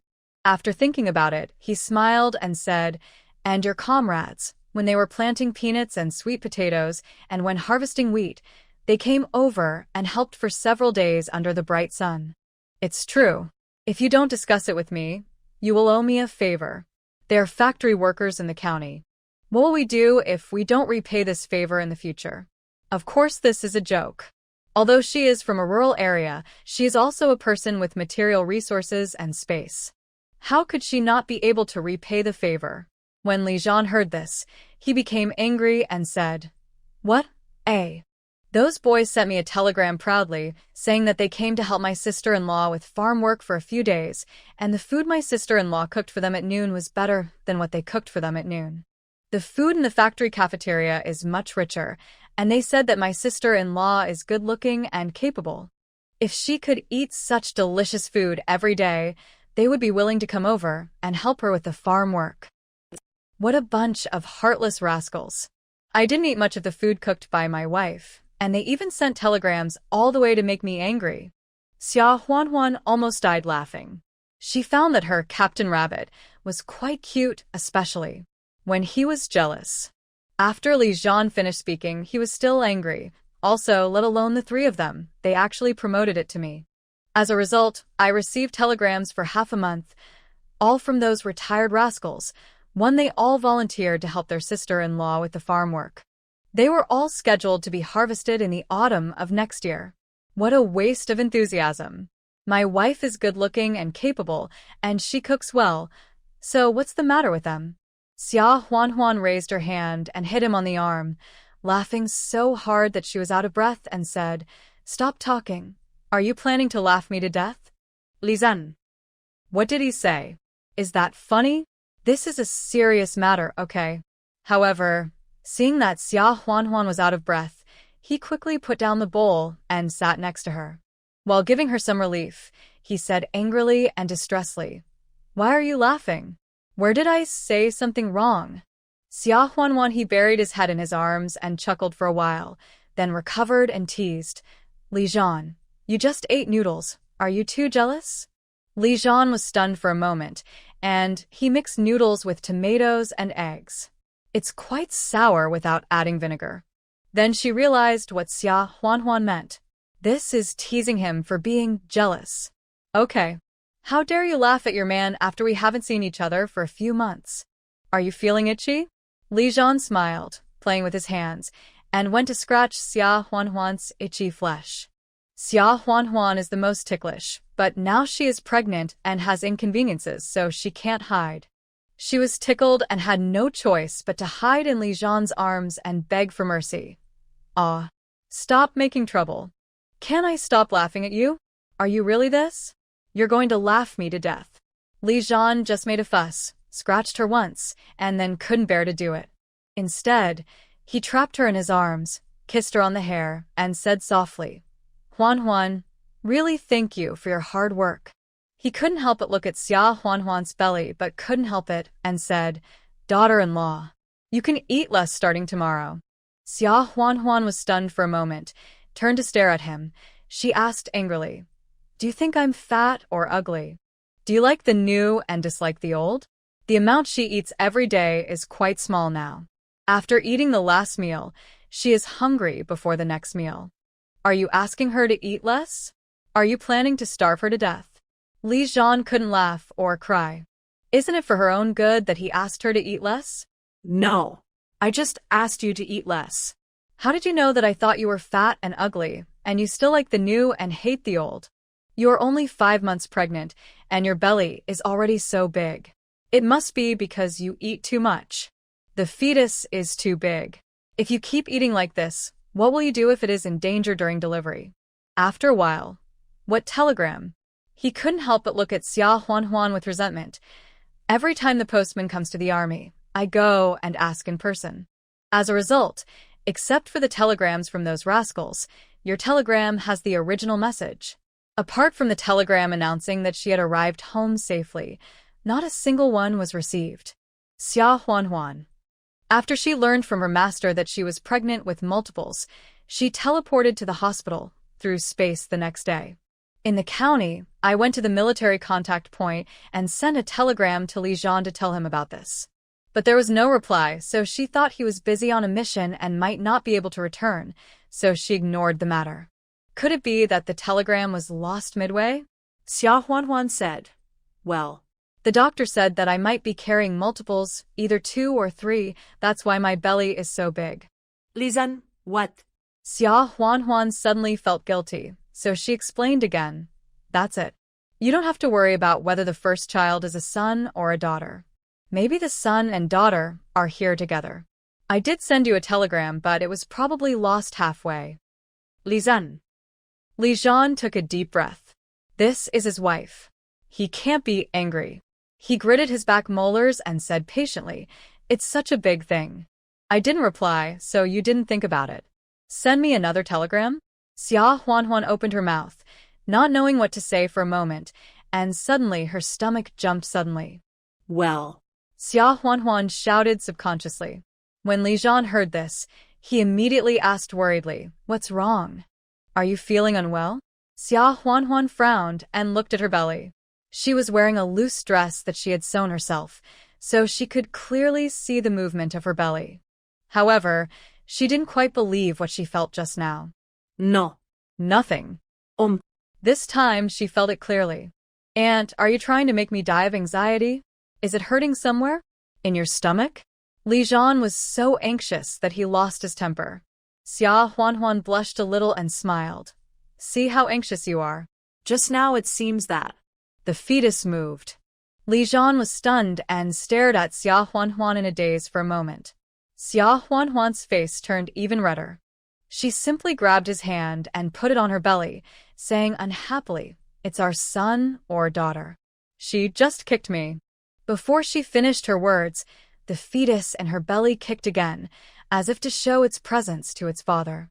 At this moment, Li Zhan was so excited that he was at a loss. "Wife, it's true. Our little cub really moved." Heh. "You rascal. You dare to kick your mother. Wait and see how I will beat you after you are born."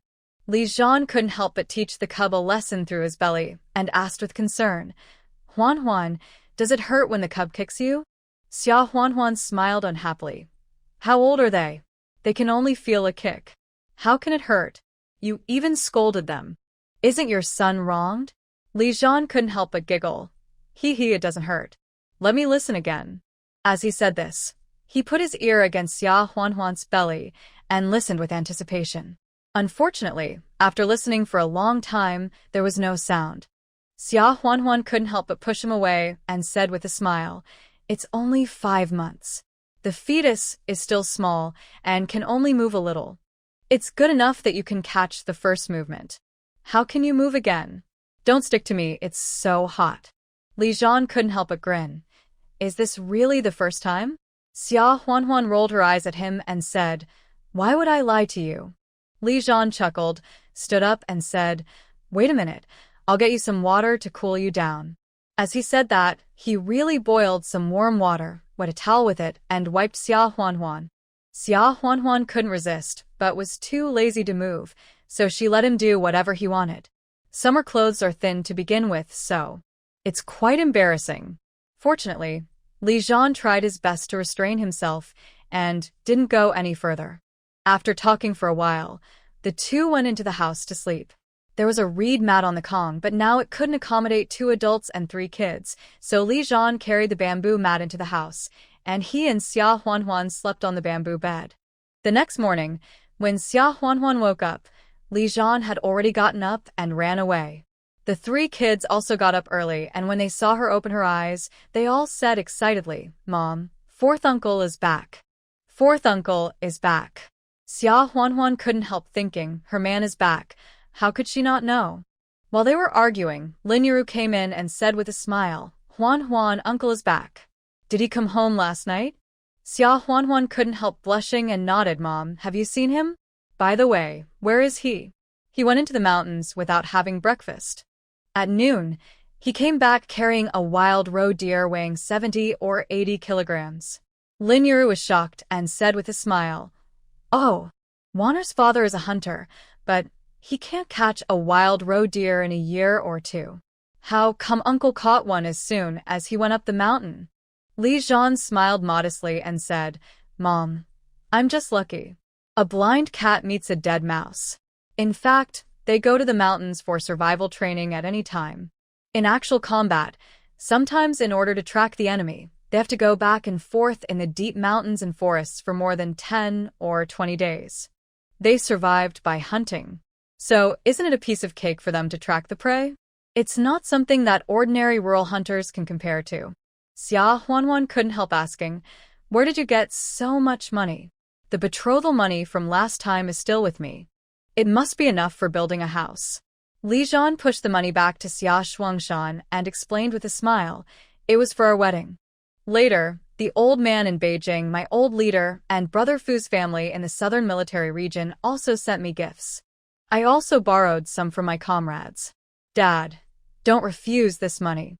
The family is building a house, and it's better to be prepared. Lin Yiru also said, Aunt. No, Li Zhan, most of your allowance has been sent back to Wanner. How will you pay back your comrades? Wanner's father often goes out to work as a bricklayer. In the past 6 months, we have saved about 20 yuan. You should take some back. After Xia Huanhuan told them about building a house that day, the two planned to use their savings to subsidize the cost. Therefore, although the farm work was so busy, Xia Shuangshan also worked hard to work as a bricklayer to earn some wages, but he never mentioned this to Xia Huanhuan. Xia Huanhuan was touched by Lin Yiru's words, but she immediately refused. Dad, Mom, why do we need you to pay for a house? Didn't I say I have money? Then, she said to Li Zhan, You too, why don't you discuss it with me before borrowing money? I haven't spent much of the betrothal money and the allowance you sent back in the past few months, so I still have at least 500. Li Zhan was stunned by his wife's scolding.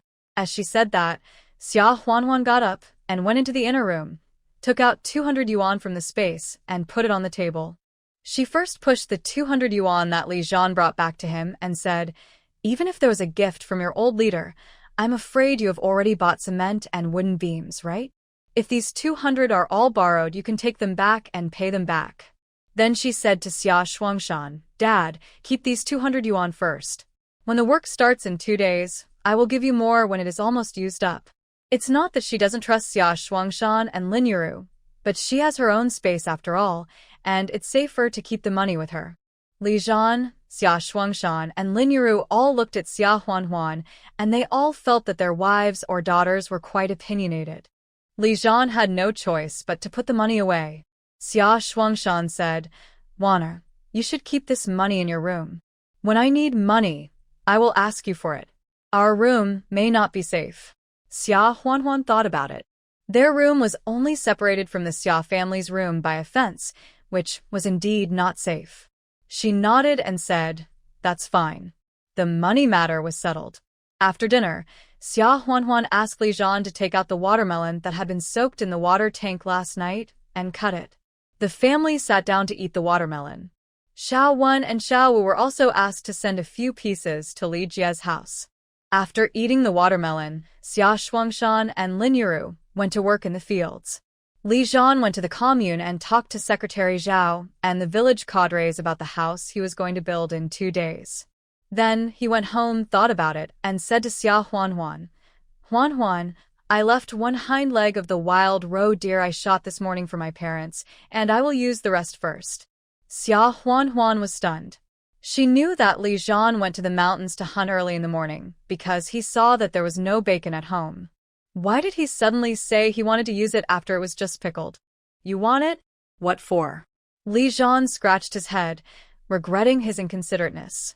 He smiled and said, "We will definitely need help from the villagers when we build a house later.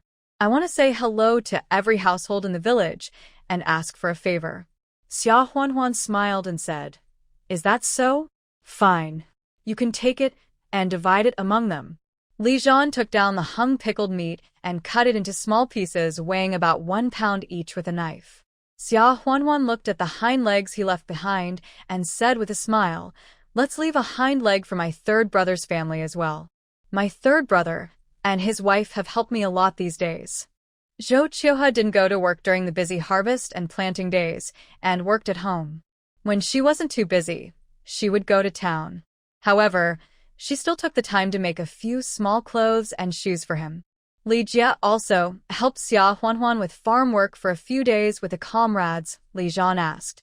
Li Zhan smiled and said, "Okay, I'll listen to you." Xia Huanhuan hesitated, but still asked, "How about leaving a front leg for your second brother and mother-in-law?"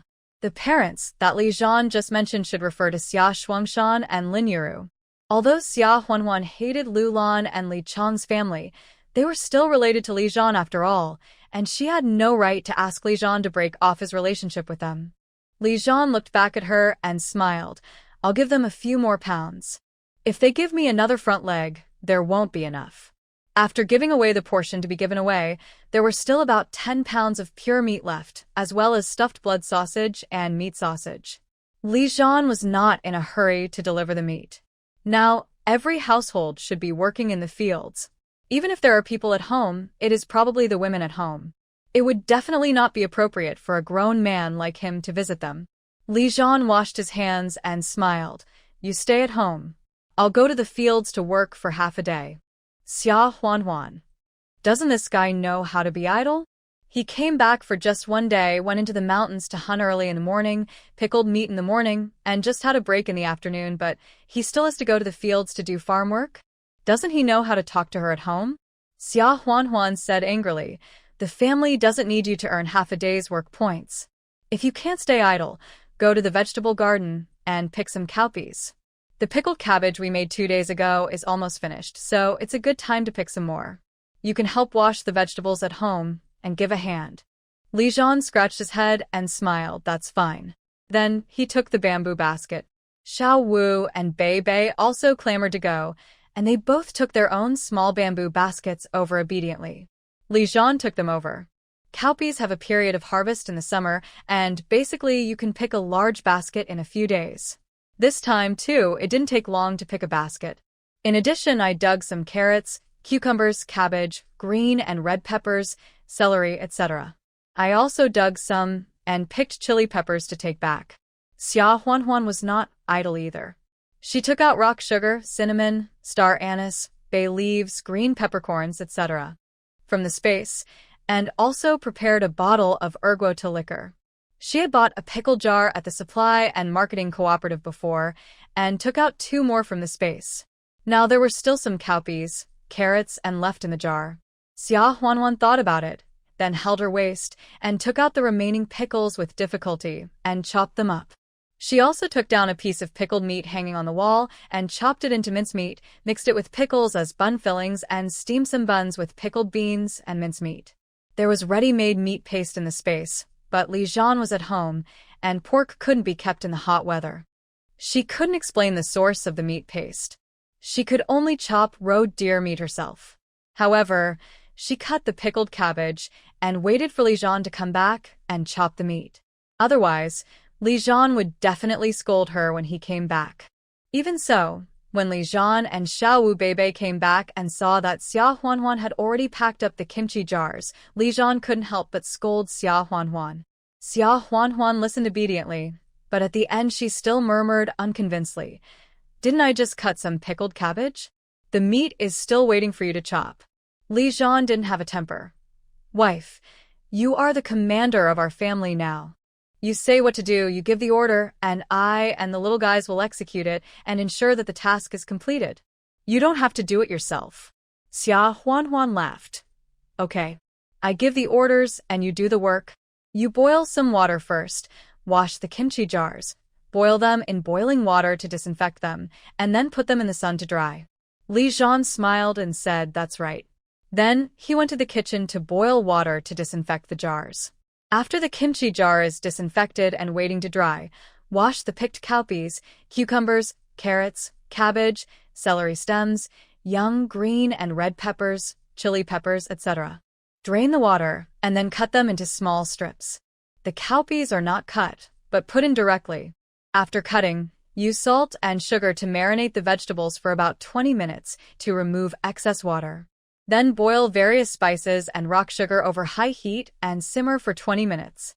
After cooling, add salt according to the proportion.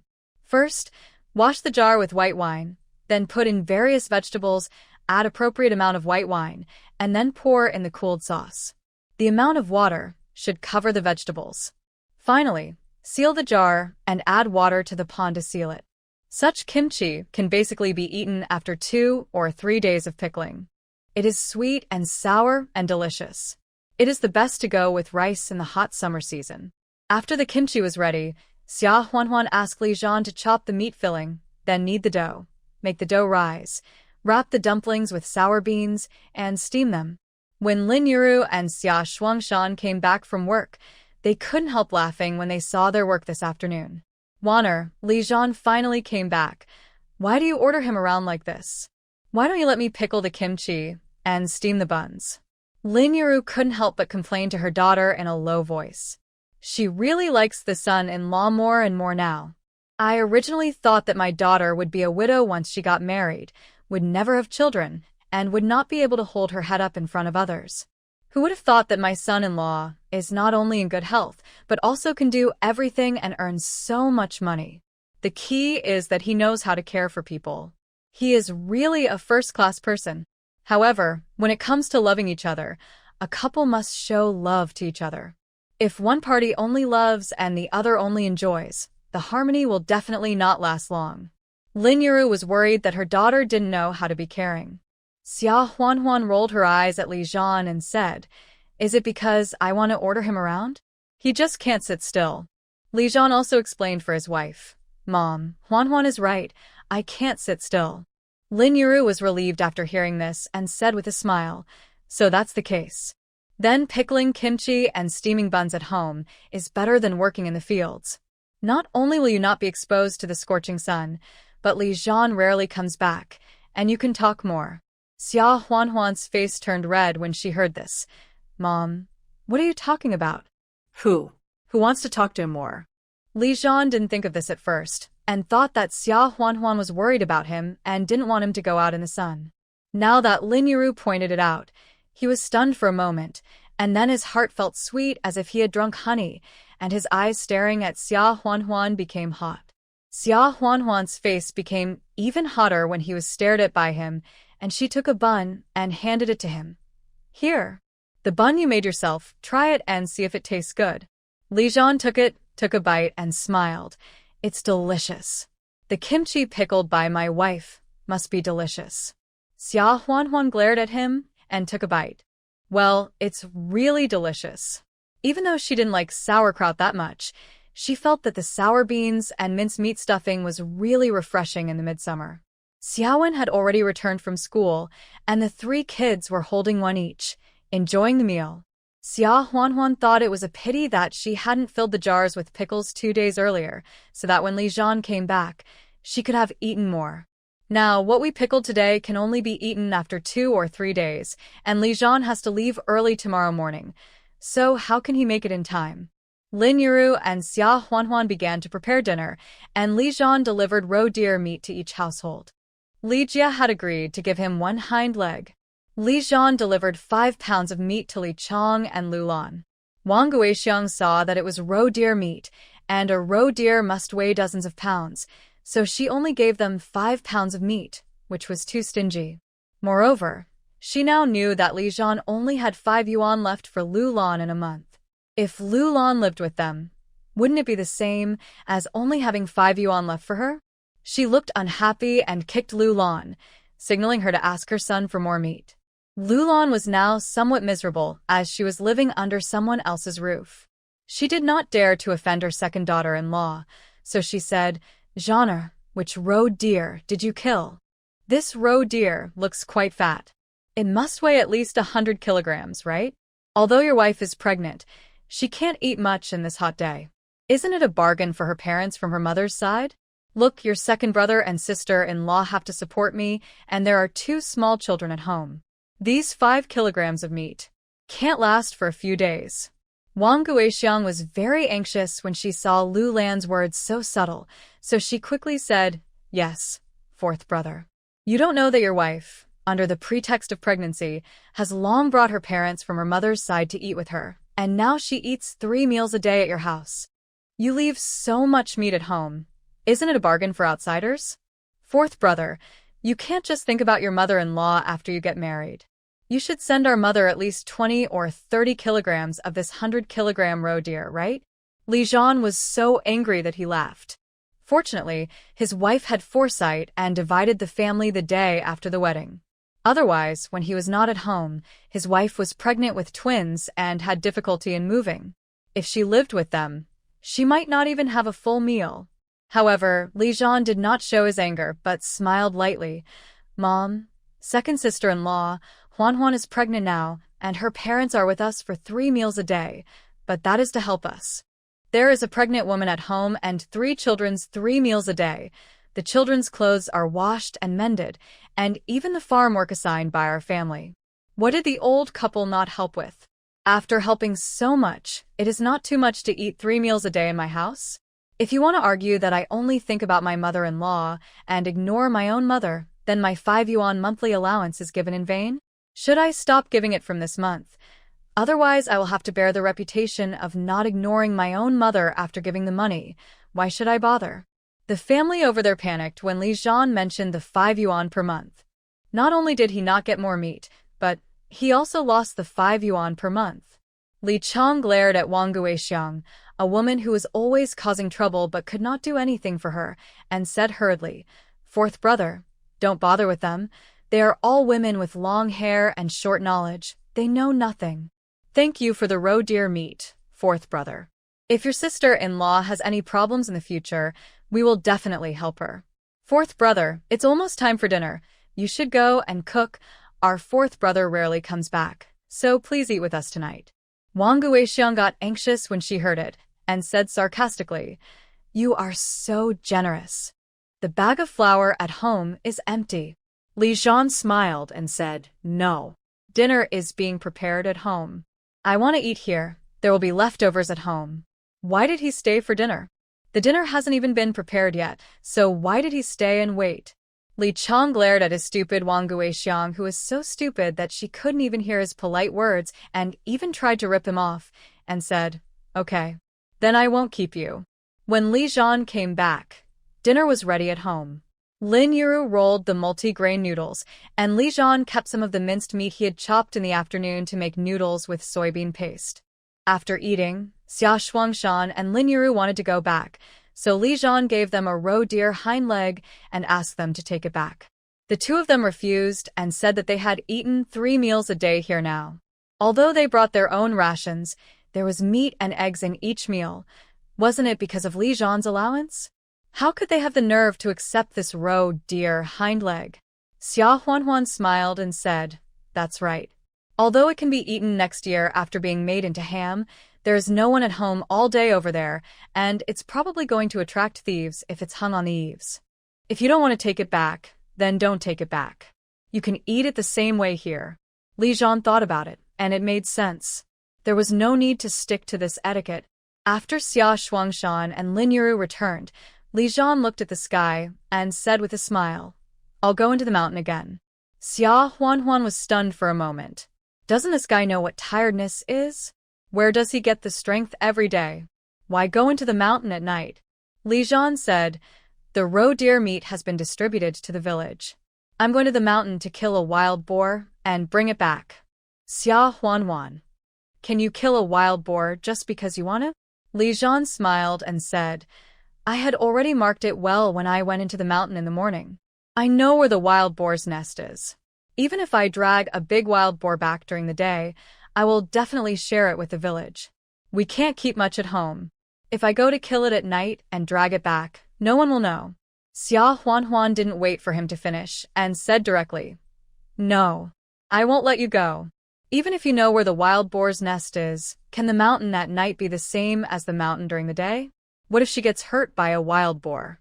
Besides, no supplies can compare to the time she and Li Zhan spent together. There's no shortage of meat at home. We have so many allowances and meat coupons. I can't spend them all on meat every day. If you go, even if you bring back the meat, I won't eat it." Xia Huanhuan couldn't help but get angry. Li Zhan saw that his wife was angry, so he had to give up the plan. "Why are you still angry? Isn't it okay if I don't go?" He naturally knew that the money and coupons he sent back were enough to buy meat, but now supplies are scarce. Sometimes even if you have money and coupons, you can't buy meat, so he thought about hunting another wild boar. At least you can eat until winter, just in case. But who told his wife not to let him? "Then I'll go boil some water for you. Wash up and go to bed." Seeing this, Xia Huanhuan smiled and said, "Wash the kids first, and I'll wash them after they go to bed." Li Zhan glared at her and said, "Don't I know yet?" Xia Huanhuan sat down and watched Xiaowen do his homework. They were all simple addition and subtraction and Chinese character dictation questions. She had taught Xiaowen some of them before he went to school, so he made almost no mistakes. When Xiaowen saw her coming over, he looked up and said proudly, "Mom, our teacher praised me today. We got first place in the exam." Xia Huanhuan smiled. "Really? First place? That's pretty impressive. But it would be even better to get first place in the final exam. You guys are going to have your final exam soon, right?" Xiaowen nodded and said, "Yes. There's still 1 week left, and it will be summer vacation after the exam." Thinking about the summer vacation coming soon, Xiaowen couldn't help but shine. Being confined in the classroom every day, even if he likes to study and has good grades, the child's nature of loving to play is still very strong. Xia Huanhuan smiled and couldn't help but frankly pour cold water on him. It's summer vacation, and there are summer homework. You want to have fun, but you're just dreaming. When Xiaowen heard this, his face immediately wrinkled into a bitter gourd. "Mom, you can just let me be happy for a while, and you don't have to remind me right away." Xiaowu and Beibei were full of anticipation for going to school. They felt that their big brother was carrying a small school bag to the town every day, like an adult, which was very impressive. "Mom, didn't you say last time that I can go to school this fall?" Xiaowu asked excitedly. "Mom, what about me? Can I go to school with my second brother?" Beibei asked quickly for fear that he would be forgotten. Xia Huanhuan glanced at him and smiled. "Yes. Xiaowu this fall. Beibei is still young, so he will go next fall." As she said this, she smiled at the corners of her mouth and couldn't help but gloat in her heart. Now they are clamoring to go to school, and they will cry when they go to school. While they were making a fuss, Li Zhan boiled the water, and then washed the 3 little guys one by one, and threw them on the bed. Then he went to boil another pot, and it was Xia Huanhuan's turn. Xia Huanhuan thought of the embarrassment of last night, and couldn't help saying, "Tonight, I'll do it myself." Of course, Li Zhan didn't agree. After finally washing, the 2 of them slept on the bamboo bed. Li Jian calculated the days and couldn't help but look at her with burning eyes. He suddenly leaned close to Xia Huanhuan's ear and whispered, "Wife, you are 5 months pregnant now, so it shouldn't have any effect." Xia Huanhuan was stunned for a moment and didn't react for a while. "What do you mean by no effect?" Li Jian blinked and suddenly opened his mouth and bit her earlobe. His voice became more and more magnetic and low. "It's between the 3rd and 6th months of pregnancy. It's possible that." As Li Jian spoke, his hands were already moving on Xia Huanhuan. Xia Huanhuan's face flushed as she grabbed his hand. She asked angrily and amusedly, "Who told you all these things?" Li Jian said, "Third brother Fu said so. You saw him in the hospital the last time you went to Beijing to see me." Xia Huanhuan. What kind of a doctor is this? Why would he teach her man these things for no reason? Seeing that Xia Huanhuan didn't respond, Li Jian called out pitifully, "Wife, I'll be gentle." Xia Huanhuan heard Li Jian's tone, and thinking that he would leave early tomorrow morning, and it was unknown when he would come back, she couldn't help but soften her heart and let go of his hand. Li Jian didn't stop until the second half of the night. He got up and fetched water to clean Xia Huanhuan, and then went back to sleep for a while. Soon it began to get light outside. Li Jian slept lightly and quietly got up and put on his clothes. Looking at Xia Huanhuan, who was still sleeping soundly, Li Jian leaned over and kissed her on the lips with pity, not intending to wake her up. However, Xia Huanhuan was still thinking about Li Jian leaving early in the morning, so she woke up immediately. Seeing Li Jian dressed neatly, she felt a little desolate and asked softly, "Are you leaving?" Li Jian knew that he had woken him up, so he had no choice but to smile gently and said, "Yes. You are heavy now, so don't get up to see me off. I will go by myself." Xia Huanhuan didn't listen to him, but still struggled to get up, went to the kitchen to make him a bowl of noodles, sprinkled a handful of small green vegetables, and laid 2 eggs. Li Jian wanted to do it himself, but Xia Huanhuan pushed him out. "This time you come back, you must have a meal cooked by your wife, right?" Li Jian had to let her do it. After eating noodles, Li Jian was about to leave, but he only allowed her to send him to the gate of the courtyard and no further. Xia Huanhuan also knew that he was afraid that he might fall or something when he came back from the village, so she didn't insist. This time, he didn't let him bring anything, so he packed all the remaining 4 or 5 steamed buns with sour beans and meat stuffing that he made last night. I also put a large bag of tomatoes and cucumbers in there for him to eat on the way. Arriving at the gate of the courtyard, Li Jian looked at Xia Huanhuan somewhat reluctantly, sighed and instructed, "Write me at least 1 letter every month in the future. If you don't have time, a telegram will be fine. I have already asked Secretary Zhao yesterday. If it is inconvenient for you to go to the town or county, just give the letter to Secretary Zhao, and he will ask the people who go to the county to do business to deliver it. You are not allowed to go without news for several months." Xia Huanhuan couldn't help but smile and said, "I know." Li Jian squatted down and said to Xia Huanhuan's belly, "Little rascals, don't make trouble for your mother, do you hear me?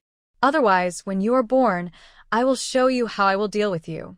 Xia Huanhuan found it funny and said angrily, "Do you think what you said sounds like a father?" Li Jian grinned, hugged Xia Huanhuan tightly again, and then said softly, "Wife, I'm leaving." Xia Huanhuan's nose suddenly felt sore. She nodded quickly and replied, "Okay, let's go." After Li Jian walked away, she stood at the gate of the courtyard and looked into the distance for a long time. When Lin Yuru came over, she couldn't help but feel frustrated. "Oh, if I had known, I wouldn't have slept in that little while. Look what happened. My son-in-law left hungry." Xia Huanhuan forced a smile to comfort her. "Mom, I made him a bowl of noodles this morning, and I also let him take the steamed buns from yesterday, so he didn't leave hungry." After hearing this, Lin Yuru gave up and quickly helped Xia Huanhuan back to the house, saying, "Go back to the house and sleep for a while. I'll go cook for you and the kids." A few days later, one of Li Jian's comrades in arms came with a letter of introduction and brought cement and wooden beams for building the house. Xia Shuangshan also arranged to bring in red bricks and tiles from other communes. In addition, the communes near the river that could dig sand from the river also brought in sand, and the communes near the Rocky Mountains brought back large stones for the foundation. The construction of the house has officially started. Xia Huanhuan had thought of various designs, such as building a suite, a two-story building, and not having tiles on the roof, but just a bungalow, so that she could dry grain and vegetables on the house. We also need to build a separate bathroom. It's a bit difficult to use a shower, so at least we can get a big bathtub so we don't have to use a basin to wipe every time. Also pull the wires. But ideals are full and reality is skinny. As for the electricity supply, there is no such condition. Now only the county town has electricity, and there are very few towns with electricity. What about the villages below? Even the electric poles have not been pulled down. We have to give up on this and wait until electricity becomes popular in the countryside in a few years. The idea of building a two-story building was abandoned because of the money. Building a bungalow was also difficult. The roof of a tiled house is made of big wood, which is much cheaper. It is different for a bungalow. First of all, the cement for pouring the roof is several times more than that for building the wall. In addition, cement alone is not enough, and steel bars must be buried in the cement. The cost is secondary, and it is a question of whether it can be bought. The cement for building the wall was obtained by Li Zhan's old comrade through connections and spent a lot of industrial coupons. In the end, the only thing that could be realized was to build an extra bathroom. Xia Huanhuan had no choice. Anyway, she would live there for a few years first and then renovate and build a country villa later. Because Li Zhan had made arrangements in advance, after the construction of the house started, every household in the village came to help for a day or two. There was no need to pay for these 2 days, but the food for those who came to help was provided. Zhou Qiuhe and Wu Xiaoyan and Aunt Wu and her new daughter-in-law Qin all came to help, which was tiring enough. To feed 20 to 30 people, you definitely can't just use white flour or mixed flour. Cornmeal pancakes and sweet potato pancakes are the main ones, and mixed noodles made by rolling sweet potato flour and adding a little white flour. All the vegetables in the small vegetable garden were picked, and there were also vermicelli made from sweet potatoes. Xia Huanhuan also asked to cut more than 10 pounds of fat pork, boil the fat into oil, and cut the lean meat into pieces and stir-fry it with various vegetables, stir-frying it into a big pot of big pot dishes with soup and water. Each person had 2 cornmeal pancakes, a bowl of noodles, and a spoonful of big pot dishes. Even so, the food was much better than the usual food of each family. Apart from other things, almost everyone could get 2 or 3 pieces of meat. After the first 2 days of hard work, Xia Shuangshan took the lead in finding bricklayers to do handsome work. He gave them wages every day, and these people brought their own dry food to eat, and the farm owner didn't need to take care of their meals. However, Xia Huanhuan and Lin Yiru still went to the butcher shop in town to buy some big bones and boiled a big pot of bone soup, in which they put some carrots, white radishes, potatoes, etc., and sometimes they would cook some tomato and egg soup, and the egg drops could be scooped up easily. After more than a month, the 3 main rooms were built, and there were also wing rooms and fence walls to build. However, it was also the time for autumn harvest and winter planting, so they stopped temporarily. Everyone was busy with autumn harvest and would continue to build during the winter. Autumn harvest is much busier than summer harvest.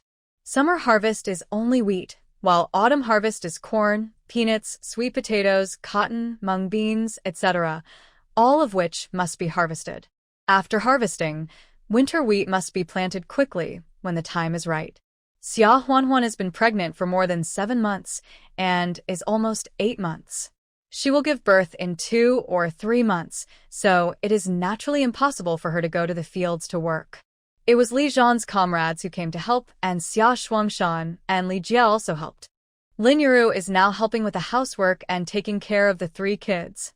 Zhou Qiuhe, Wu Xiaoyan, and Aunt Wu's family also come to help from time to time. Xia Huanhuan can't go to the cowshed by herself, but she still asks Xiaowen to deliver supplies every now and then. Xiaowen mentioned several times that he had met Aunt Wu's daughter-in-law going to the cowshed, sometimes with an old lady, and they all went there with things in their hands. However, he always waited outside and only went in to deliver things to Grandma Xin and Grandpa Yang after they walked away. Xia Huanhuan immediately remembered the old woman from the black market who she had met when she went to Aunt Wu's house for a banquet. She also remembered the sister Waner mentioned by the old lady. Doesn't Shen Wanshue's name have the word Wan in it?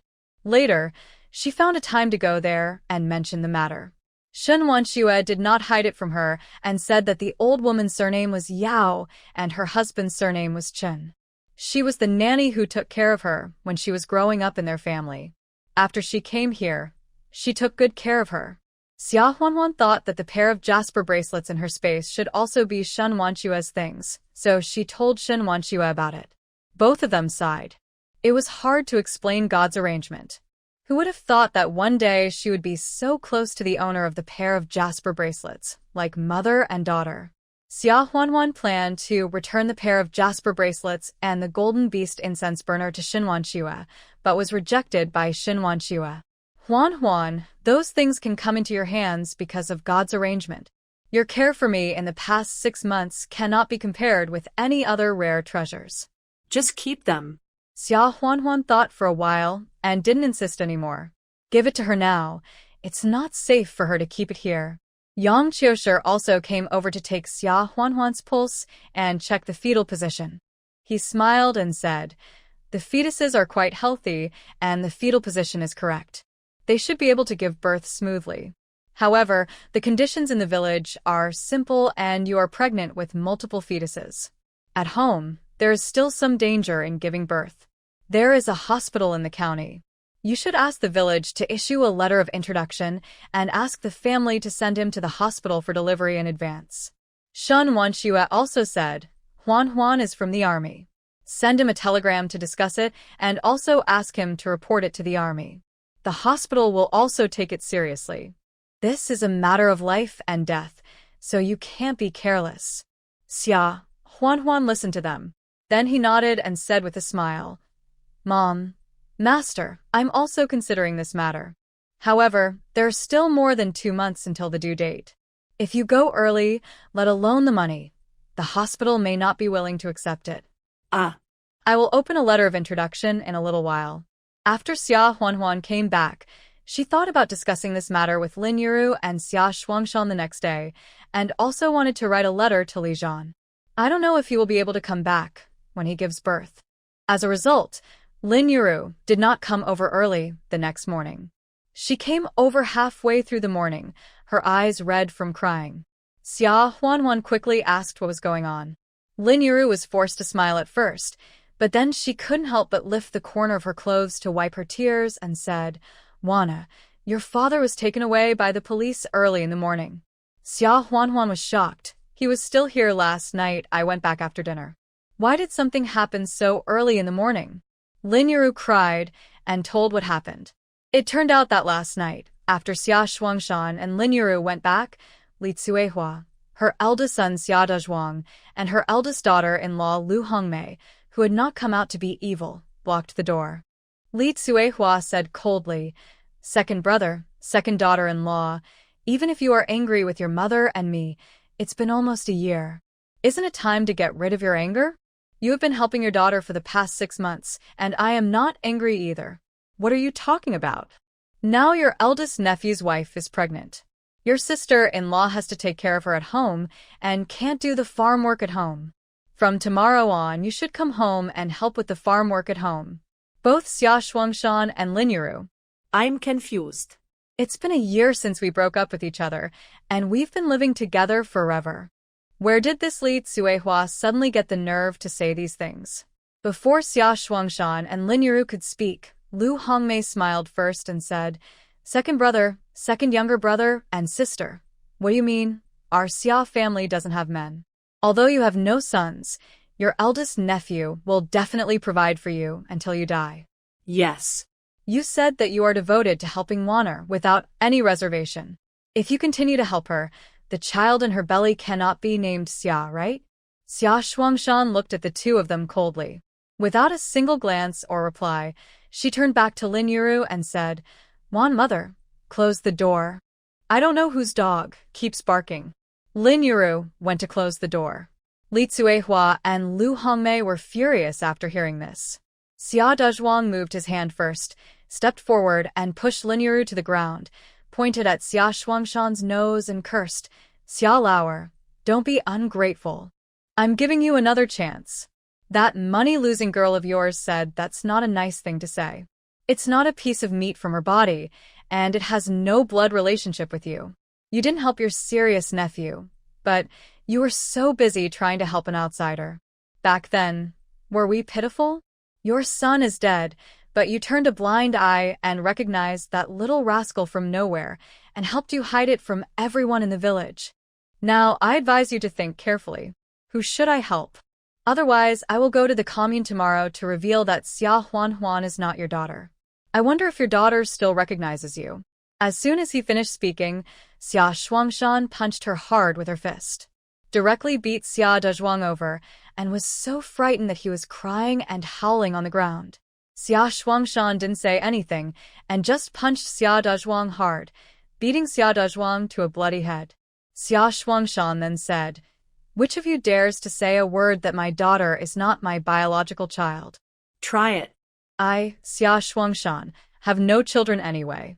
If I don't even have a daughter, I will be a bachelor with nothing. Look at it. What can I do to your family? Son? Grandson? Let's see. Li Tsuehua, Xia Dazhuang, and Lu Hongmei were all frightened. No matter how good Xia Shuangshan was in the past, he had never hit anyone, but today he suddenly struck cruelly. This is so terrifying. Xia Shuangshan let go of Xia Dazhuang.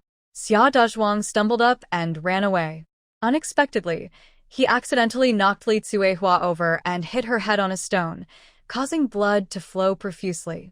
Although Xia Shuangshan hated Li Tsuehua and others, he still rushed to find someone and sent Li Tsuehua to the county hospital overnight. Lin Yuru wanted to take care of Xia Huan the next day, so she didn't go. Unexpectedly, I waited anxiously until this morning. Xia Dazhuang and Li Tsuehua were bandaged and brought back by the villagers, but Xia Shuangshan was detained by the county police. Xia Dazhuang and Li Tsuehua, these two wolf-hearted people, are determined to send your father to prison. They insist that it was your father who beat them and even kicked their own mother over before knocking her down on the stone. Yes, your father didn't have any witnesses, so he was detained by the police. Huan, what do you think? Things are getting better now, and a grandson is about to be born. I wonder what your father will do. Something happened. How will I live in the future?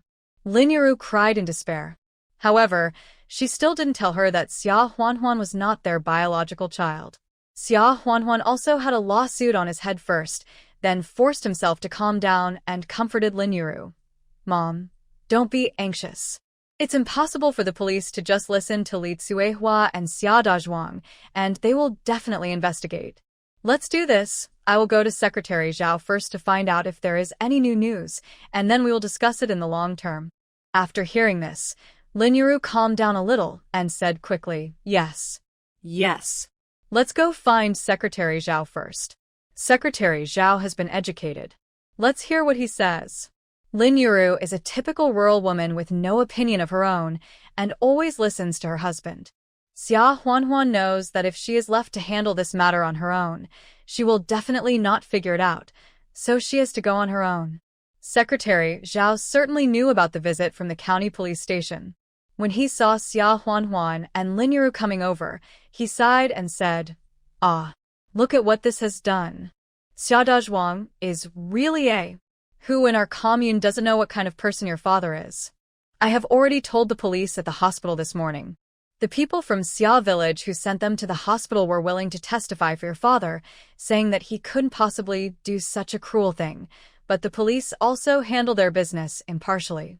Xia Dazhuang went to report the case overnight, so they could only detain your father first. Don't worry, especially Li's wife.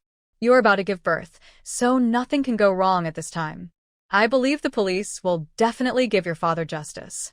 After hearing this, Lin Yuru couldn't help crying again because it seemed that Xia Shuangshan couldn't be released immediately. While persuading her, Xia Huan said, "Secretary Zhao, thank you. But my mother and I can't calm down just waiting in the village. Can you help me get a letter of introduction so that I can take my mother to the county to inquire about the situation? It just so happens that the villagers say that my belly is so big that I may be pregnant with multiple babies. I am also afraid that if it is true, it will be somewhat dangerous to give birth in the village, so I am thinking of giving birth in the county hospital. Secretary Zhao listened and felt that she was right.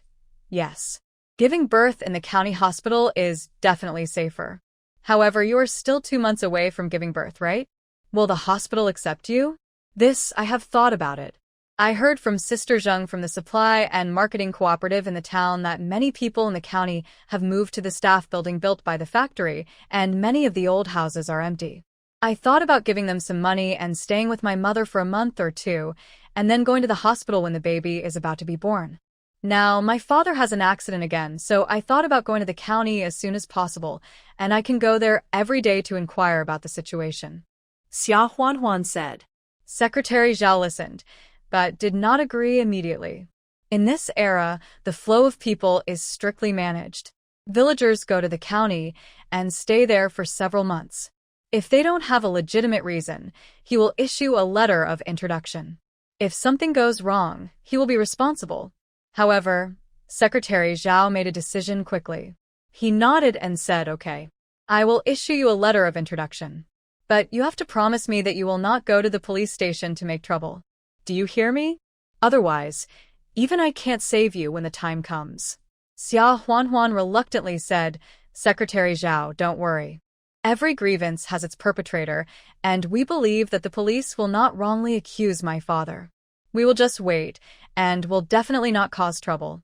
It's just that the fields are busy with autumn harvest and winter planting now, and I'm afraid my family will." Secretary Zhao immediately said, "You don't have to worry about this. Your family is in a special situation now, and the commune understands." After getting the letter of introduction, the two came out, and Lin Yuru was still a little spineless. "Warner, are we really going to the county town? It will cost a lot of money to rent someone's house there, right? And your dad. Is your dad really okay?" Xia Huanhuan said, "Mom, don't worry about the money. I have it here. You were there that night, weren't you? The police can't just listen to Li Tsuehua, Xia Dazhuang, and Lu Hongmei. Tell the police what you saw." The police will definitely be able to tell who is telling the truth and who is lying." Lin Yuru nodded and couldn't help wiping her tears, and said, "Warner, Mom is useless. You're pregnant, and Mom still lets you worry about these things." Xia Huanhuan comforted Lin Yuru a few more words and walked back home. Xia Huanhuan went to Zhou Qiuhe's house again and asked Li Jie to take some time out in the next 2 days to borrow an ox cart from the village to take her and Lin Yuru to the county town. Li Jie also heard about Xia Shuangshan's situation and agreed without saying anything. The next morning, Xia Huanhuan and Lin Yuru took some daily necessities, got on the ox cart, and asked Li Jie to drive to the county town. As for the 3 little kids, Xia Huanhuan left enough money, food, and eggs for Zhou Qiuhe to take care of them for a few days. The 3 little kids were very worried when they heard that their grandfather had been arrested. Now that their mother was gone, although they knew that they were not abandoned, they still couldn't help crying for a long time before being taken back to the house by Zhou Qiuhe. Xia Huanhuan couldn't help but feel sad when she heard the 3 little kids crying so sadly. In fact, it's not that they can't live in the house in the county town, but she can't make no preparations at all. Moreover, Lin Yuru is distracted by Xia Shuangshan's matter now, and I'm afraid she may not be able to take care of her, let alone 3 little kids. She can only let Li Jie send them over after Xia Shuangshan is released. Xia Huanhuan asked Li Jie to drive the ox cart to the house she bought in the county town. She told Li Jie and Lin Yuru that this was a telegram she had sent to Li Zhan before, telling her that she wanted to give birth in the county hospital. Li Zhan asked his comrades in the county town to help rent a place for her, which cost 10 yuan a month, 20 yuan for 2 months. The key and address had been sent to her a few days ago. Li Jie and Lin Yuru had no doubts. After the door was opened, the 3 of them went in. Li Jie and Lin Yuru were stunned by this quaint courtyard. There was a round moon-shaped moon door in the courtyard, with carved partitions, and the 2-story building was a pure wooden structure. The glazed tiles on it were also the glazed tiles that only the houses of wealthy families in the old days had. There were crabapple trees and roses planted in the courtyard. These were planted by Xia Huanhuan in the spring. Although she put her business of buying supplies on hold after she became pregnant, she would still come here regularly through space to water the flowers and fertilize them, so the flowers and trees in the courtyard were lush and green, without any signs of decadence. At this time, the crabapple blossoms had long passed their blooming period, leaving only lush branches and leaves. The roses were still in full bloom, with bowl-sized flowers, pink, white, and yellow, delicate and unrestrained. There was also an old peach tree, which had always been in the yard. At this time, the peaches on the tree were full of fruits, red and big, very pleasing to the eye. Li Jie and Lin Yuru opened their mouths, shocked for a long time, and couldn't say a word. After a while, Lin Yuru asked worriedly, "Huan Huan, this house borrowed by my brother-in-law's comrade. Is it really only 10 yuan a month? In the countryside, work points are exchanged for food, so it is difficult to make money. 10 yuan may last for half a year, but for workers who get wages in the county, 10 yuan is nothing. Apart from other things, just renting a house in the county would probably cost 5 yuan a month. What's more, this is a 2-story building with a courtyard. Not to mention the 6 rooms above and below, there are also 2 side rooms and a kitchen. If this is regarded as a large courtyard, it would be spacious enough for 6 or 7 families to live in. But now, only Xia Huanhuan and Lin Yuru live here. Lin Yuru has never lived in such a spacious house in her life. Xia Huanhuan said calmly, "Of course it's true." Li Zhan's comrade said that this house usually costs at least 50 yuan to rent for a month. However, the owner of the house is now in Beijing, and he wants to rent it to someone to live in, to add some popularity, and to save the house from being empty and decaying, so it's basically free, and the 10 yuan is just a token of his appreciation. This is half true. At that time, Grandma Luo half sold and half gave the house to her, in order to keep some popularity in the house. However, although she came to clean regularly, this was the first time she lived here in the true sense. After hearing this, Lin Yuru believed it. At that moment, Li Jie helped to move the food brought by the ox cart, some bacon and vegetables, and home-pickled sauerkraut into the house, and put them away. The ox cart had been driving for a whole morning, and it was almost noon.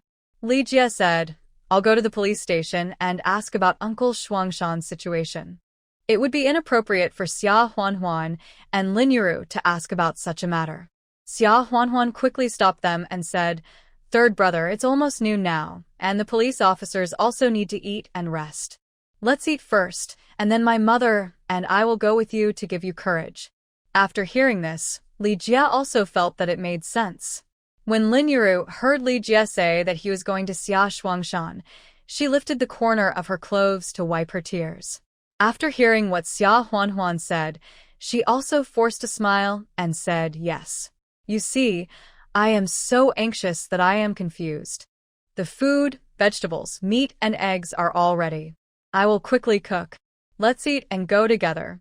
As Lin Yuru said this, she hurried to the kitchen. Xia Huanhuan had taken out dry firewood from the space and placed it in the kitchen in advance. If asked, she would say that it was left by the original owner. Anyway, the firewood could be stored. The water tank was empty. However, there was a well in the yard, so Li Jie directly drew water from the well and filled the water tank. Lin Yuru kneaded the dough and rolled the noodles, fried bacon with green peppers and tomato tea with eggs, and soon the meal was ready.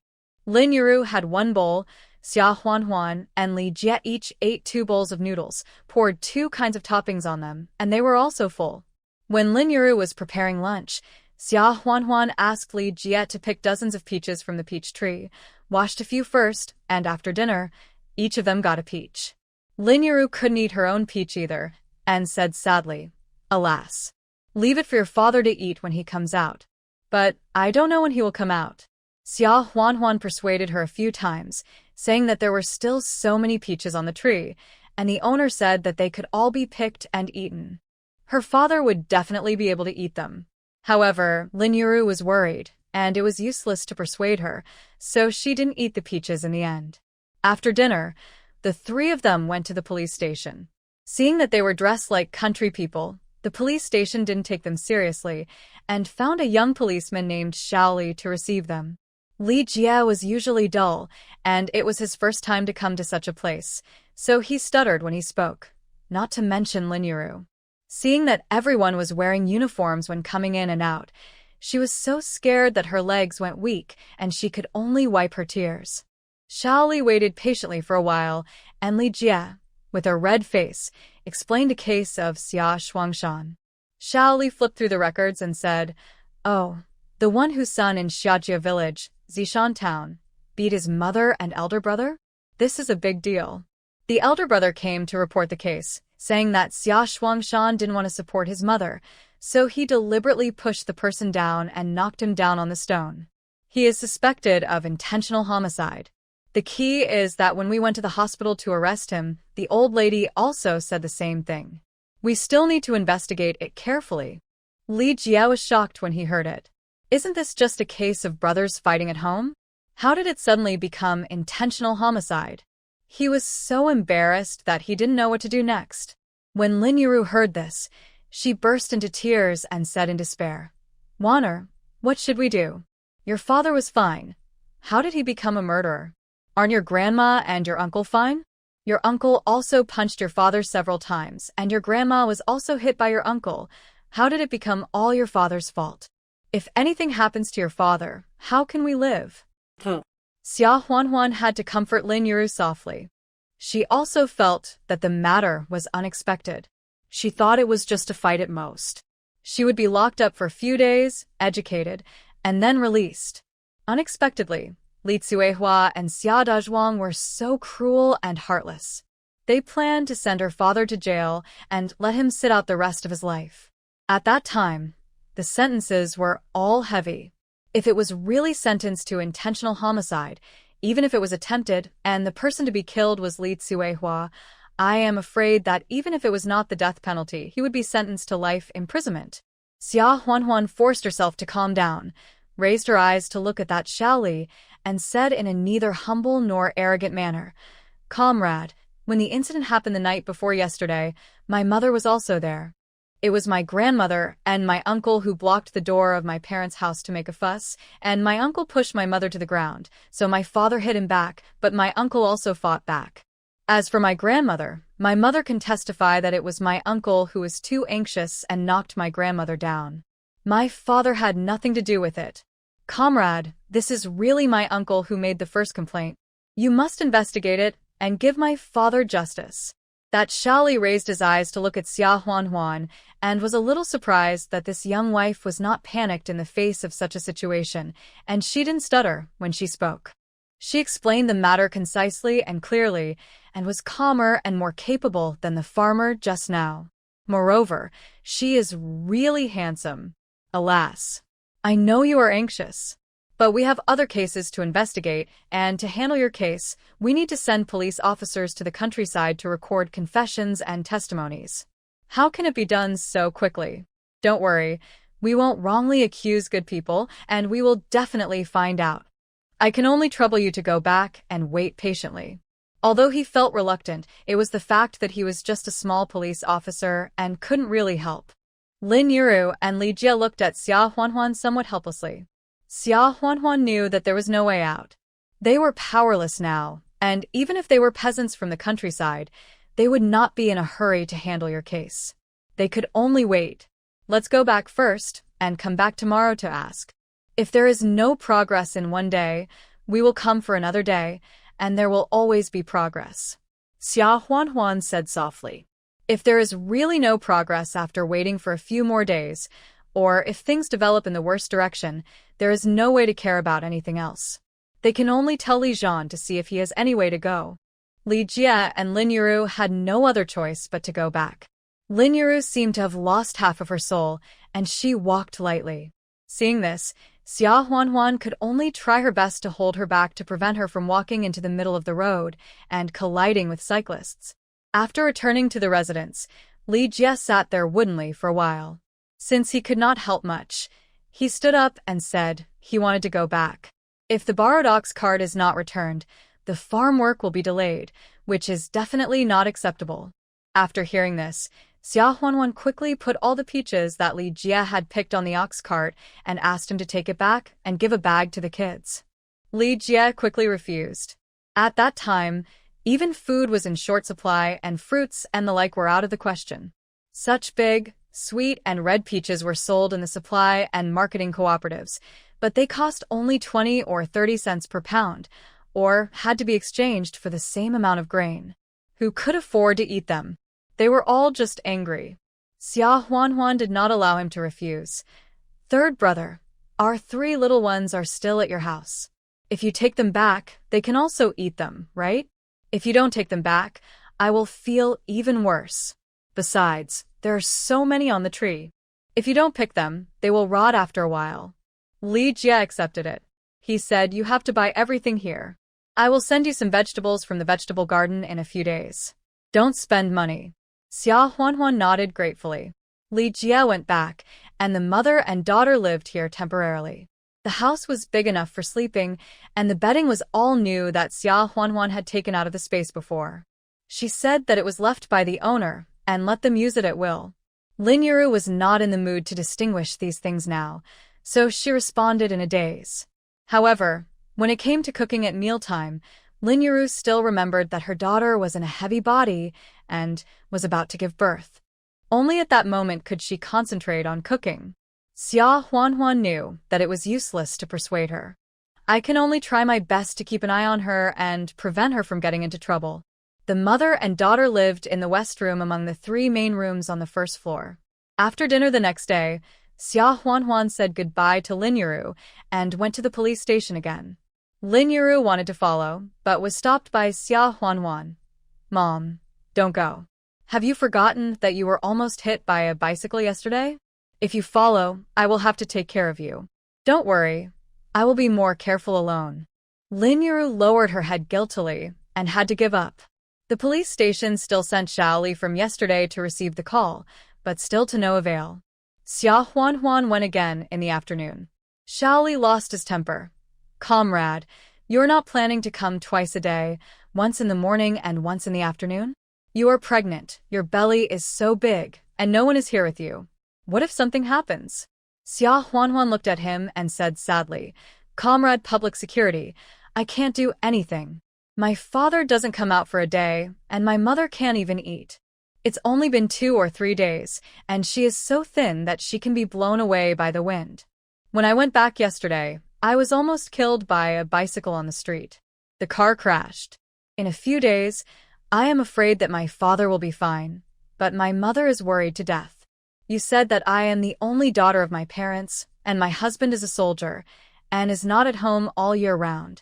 The one who came yesterday was my husband's 3rd brother, and he has his own family to take care of. I am the only one left in this family. If I don't ask in a hurry, who will take care of it? I can't watch my parents being wrongly accused to death, right? It was said with deep emotion, and Xia Huanhuan was beautiful to begin with, and the beauty's sorrow made people pity her. So Comrade Shaoli felt tight in his heart and couldn't bear it. Hey, you go back first. I will help you report to the higher-ups. Comrade Shaoli had no choice but to continue to urge his superiors. Xia Huanhuan also knew that it was useless to urge him, so she planned to go back first. Anyway, she would come tomorrow. Shaoli stopped her again and asked, Hey, wait a minute, you just said that your husband is a soldier? Xia Huanhuan looked back at him and nodded a little blankly. What? What's the matter? Of course, she deliberately revealed this matter. Many of the police officers in this era are retired soldiers who have changed jobs. She is also taking a gamble, but she doesn't know if it will work. Shaoli scratched his head and smiled. No, nothing. He is also a retired soldier, but he was retired after serving in the army for only 3 years, so he can definitely help and wants to help the military families. However, he told his superiors about this matter, but he doesn't dare to guarantee whether it will be useful or not, so it's better not to say it. When Xia Huanhuan left, several plainclothes officers were dragging a man in his 50s or 60s in and passed by her. Xia Huanhuan was preoccupied and didn't notice it. However, a man who came in after the plainclothes officers recognized her at once and couldn't help but feel puzzled. Shouldn't she be in the countryside? Why did she come to the county police station? Jiang Hai had been out on field duty for almost a month, running to a city in the south to hunt down the leader of the trafficking gang who had escaped last time. Finally, it was Yan Haotian, the local troops stationed there, and the local police who jointly rounded up and captured this fugitive with ammunition and extremely vicious. Of course, it was no accident that Yan Haotian showed up. Last time, after Yan Haotian asked Zhang Hai to investigate the abduction and trafficking of him, Zhang Hai had been keeping an eye on him. This time, someone anonymously reported in the middle of the night, allowing them to directly wipe out the gang that had been rampant for more than 10 or 20 years from a way they had never thought of. Unfortunately, the leader ran away. However, Zhang Hai still found out a lot of cases of abduction and trafficking of women and children in Mo County over the years from the second leader, and it is very likely that there was the case of Yan Haotian being abducted and trafficked that year. However, the second-in-command did not directly participate in the case at the time, and he also heard about it from the boss. Zhang Hai immediately telegraphed the news to Yan Haotian.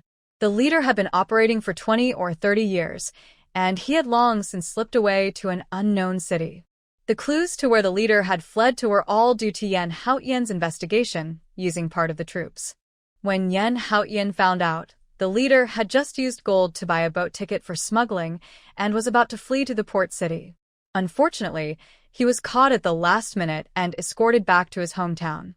Zhang Hai planned to interrogate this man suddenly. Yan Haotian was not a police officer, but he was waiting for the results here. Although the times are different, the hearts of parents are the same. Although there are families whose children have been abducted and give up after searching for a while, there are also parents who come to ask about it every once in a while. They should find as much as they can. When Xiao Li saw Zhang Hai coming in, he quickly stood up and greeted him. Captain Zhang. Zhang Hai happened to be a veteran, so Xiao Li went up to tell Zhang Hai about Xia Huanhuan. Captain Zhang, there was a case here a few days ago. It was Xia. Zhang Hai was escorting the prisoner back by train. He hadn't slept for several days and was anxious to interrogate the prisoner. He turned around and glared at the young man who had just started working and said, "What case do you have? Wait until I finish interrogating this criminal suspect." When Xiao Li heard this, he shrank his head and didn't dare to bother her any more about this matter. Yan Haotian knew that interrogating a prisoner was not an easy job and that the results would not come out in a short time, so he could not be impatient. However, he was quite concerned about Xia Huanhuan. "It's been less than a year since we last met. How come this girl is pregnant?" She was so pregnant, but she was still wandering around the county town alone. The point was, what was she doing at the police station? However, he didn't have time to ask the people in the institute why she came, so he raised his long legs and chased after her. You can ask the reason later. The most urgent thing is to follow her first and not let anything go wrong on her own. Yan Haotian was anxiously looking for Xia Huanhuan, but he couldn't help feeling indignant in his heart. What kind of rascal country boy married his sister like that? And made her pregnant? Moreover, looking at her belly, his sister must be very pregnant and might be about to give birth any moment. What a brother-in-law. He just let his wife run around the county alone with a big belly? How irresponsible. The more Yan Haotian thought about it, the angrier he became. In fact, after knowing that Xia Huanhuan was most likely his sister, he planned to change his sister's rural household registration to urban household registration and then arrange a job for her in the city so that she could eat commercial grain. It was much happier than working in the countryside, facing the lusts and digging for food in the fields. Unfortunately, he left in a hurry to complete the mission last time. Unexpectedly, he was transferred to the south as soon as the mission was completed. Then he was assigned one mission after another, and he didn't have time to return to Mo County for almost a year. Now that he has finally gotten leave and is back, his sister is pregnant and about to give birth. You told me what happened. Yan Haotian made up his mind that if his brother-in-law was too bad, he would make his sister divorce him no matter what. At worst, he would raise his nephew or niece, and his allowance would be enough.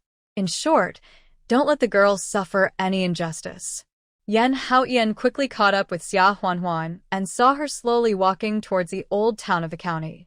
After walking for an unknown amount of time, Xia Huanhuan finally stopped in front of a courtyard and knocked on the door.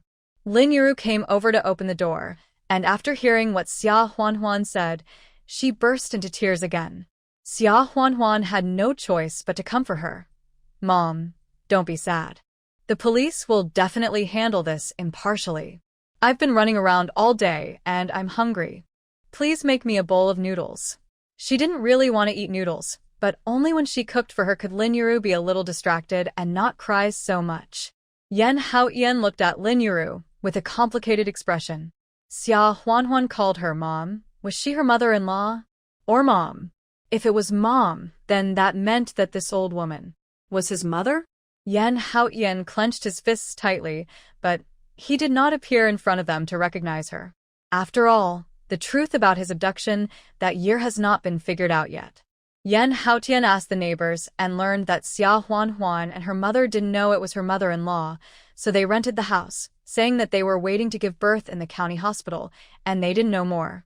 Yan Haotian nodded and went back to the police station first. Just then, Zhang Hai came out with bloodshot eyes and said to Yan Haotian excitedly, "Boss, I found out." This rascal confessed that 18 years ago, a man came up to him and said there was a child, asking him if he wanted it. He nodded immediately and asked the man to bring the child over, handing over the money and the child. When the child was brought over, he remembered clearly that the man called the child Shout Eon, and there was a birthmark on the child's leg. Because of this birthmark, he gave the man 10 yuan less. Boss, the details match. Yan Haotian was shocked and raised his hand to pat his cheek. Like Zhang Hai, he took the green train to the prisoner back all the way, and he hardly slept for 2 days and 2 nights. Now he heard that the matter he had been investigating for several years had a clue, so he was naturally nervous and excited. He did have a birthmark on his leg. Moreover, after being sold, he was stimulated and had a stress reaction, and his memory was fuzzy. He only remembered that his name was Xiaotian, so his adoptive parents gave him his current name. Anything else? The man who sold him called him Xiaotian, which meant he must be an acquaintance. Who? Was he? Could it be his biological parents? In that era, which rural family had enough food? Moreover, most families had children one after another. Sometimes they couldn't afford to raise them, so they found someone to give them away. It was a very common thing. Of course, there were also cruel parents who sold their children directly. The reason why he had been suspicious for so many years was because of a detail that he remembered very clearly. His father bought him a candied haws, and he was happier than during the Chinese New Year. Then, he woke up from an ox cart with the candied haws, and there were a few unfamiliar children beside him. 2 fierce men whipped them with whips, told them that they had been sold by their families, and told them not to cry, otherwise they would be whipped to death. Yan Haotian closed his eyes for a while, and when he opened them again, his eyes had regained the decisiveness and calmness that he had trained for many years in the military career. Zhang Hai was hesitant to speak, but still said, "That rascal also said." He can remember it so clearly. There is another reason. It is very likely that the man who sold the child is the child's father because the child looked up and called the man dad. He had just entered this business at that time, and he was willing to sell a child who was 4 or 5 years old. It was the first time he saw it, and he has always remembered it. Yan Haotian's body swayed, and Zhang Hai hurriedly asked, "Boss, are you okay?"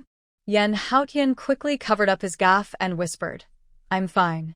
If the man who sold the child that year appeared in front of him again, would he still recognize him? Zhang Hai frowned slightly. "Boss, I think let's forget about it. Don't pursue it. So many years have passed." He was afraid that the end would be the cruelest result. If that happened, he would even rather not catch the kidnapper leader. Yan Haotian looked at him coldly and said word by word, "Can he still recognize it?" Zhang Hai sighed, nodded, and said, "He said he could try." The man didn't have any characteristics. I just remember that he was not tall and seemed to have a broken finger on his hand. Also, not far from the man, there was an older woman who should be with him. He still remembered that woman clearly, and she was a little hunchbacked. Yan Haotian was shocked. He vaguely remembered that his grandmother was a little hunchbacked, but the one who broke a finger at home was not his father, but his uncle. How about this? Lend me the police car of your bureau, and we will take this leader to Xiajia village immediately and let him recognize it." Yan Haoyan didn't care about interfering in his duties and said in a trembling voice. Jiang Hai was also unambiguous and immediately nodded and agreed. "Okay, we'll go right away." After a while, the public security officer Li saw Jiang Hai escorting the kidnapper leader out in a hurry and got on the police car. Naturally, there was no chance to tell Xia Shuangshan's affairs. Alas, I can only wait until Captain Jiang comes back. Unexpectedly, we waited until the evening. Jiang Hai came back with the leader in a hurry. There were 2 other people arrested in the car, a man in his 40s or 50s and an old woman in her 60s or 70s. Both of them had handcuffs on their wrists. Who else could it be but Li Cuihua and Xia Dazhuang? Li Cuihua started crying and screaming before she even got out of the police car. "You are wrongly accusing me. My son pushed me down and tried to kill me, but you didn't care and arrested me. Do you still have any law? Woo! Let me go. What gives you the right to arrest me and my son?" Xia Dazhuang was not much better, but he was more cowardly than his mother. His legs were weak and he looked back and forth at the police who arrested him with a look of panic. "Comrade police, did you make a mistake? Why did you arrest me and my mother? It was my brother who committed the crime. Not only did he not provide for his mother in her old age, he almost killed her. Didn't you already catch him? Even if you want to use me and my mother as witnesses, you don't have to bring this to us." The handcuffs on his wrists were for prisoners. These police officers put them on in front of so many onlookers in the village. How can he and his mother face people when they return to the village? Jiang Hai was so annoyed that he shouted, "Shut up. You guys know what you did. Are you wrongly accused? Wait until you get to the police station and give your confession, then you can cry out for justice." Yan Haoyan sat in the car with a cold face throughout the whole process and did not say a word. When the leader arrived at the entrance of Xiajia village, before getting off the car, he pointed at 2 people at the entrance of the village from a distance and said with certainty, "Yes, these are the 2 people. If you don't believe me, go and see if he has a broken finger." Later it was confirmed that the leader's identification was very accurate, and the 2 people were indeed Xia Dazhuang and Li Cuihua. Jiang Hai conducted another surprise interrogation all night, and the testimony given by the leader was very reliable. With coaxing and intimidation, Xia Dazhuang and Li Cuihua confessed everything in the second half of the night. It turned out that Xiajia village suffered from drought that year, and almost no food was harvested from the fields. Although Xia Shuangshan and Lin Yuru had worked very hard, they could not bear the fact that their family was full of lazy people and they still couldn't make ends meet. Li Cuihua didn't know where she heard that someone was buying boys, saying that families in the city who couldn't have children were willing to pay a high price to buy them, so she was tempted and planned to sell one of her grandchildren. However, she has always been partial. At that time, Xia Dazhuang and Xia Sanqi also had sons. Xia Dazhuang's son was also 5 years old, and Xia Sanqi's son was 3 years old. She couldn't bear to give up either, so she set her sights on Xia Shuangshan's son.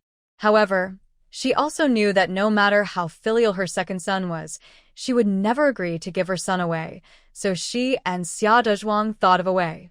That day, Xia Dazhuang took advantage of Xia Shuangshan and Lin Yuru working in the fields and used the bait of buying candied haws for Yan Haoyan to secretly bring Yan Haoyan to the traffickers. After returning, he asked Lu Hongmei to pretend to run home in panic, saying that she saw Yan Haoyan playing by the river and accidentally fell into the river and was washed away.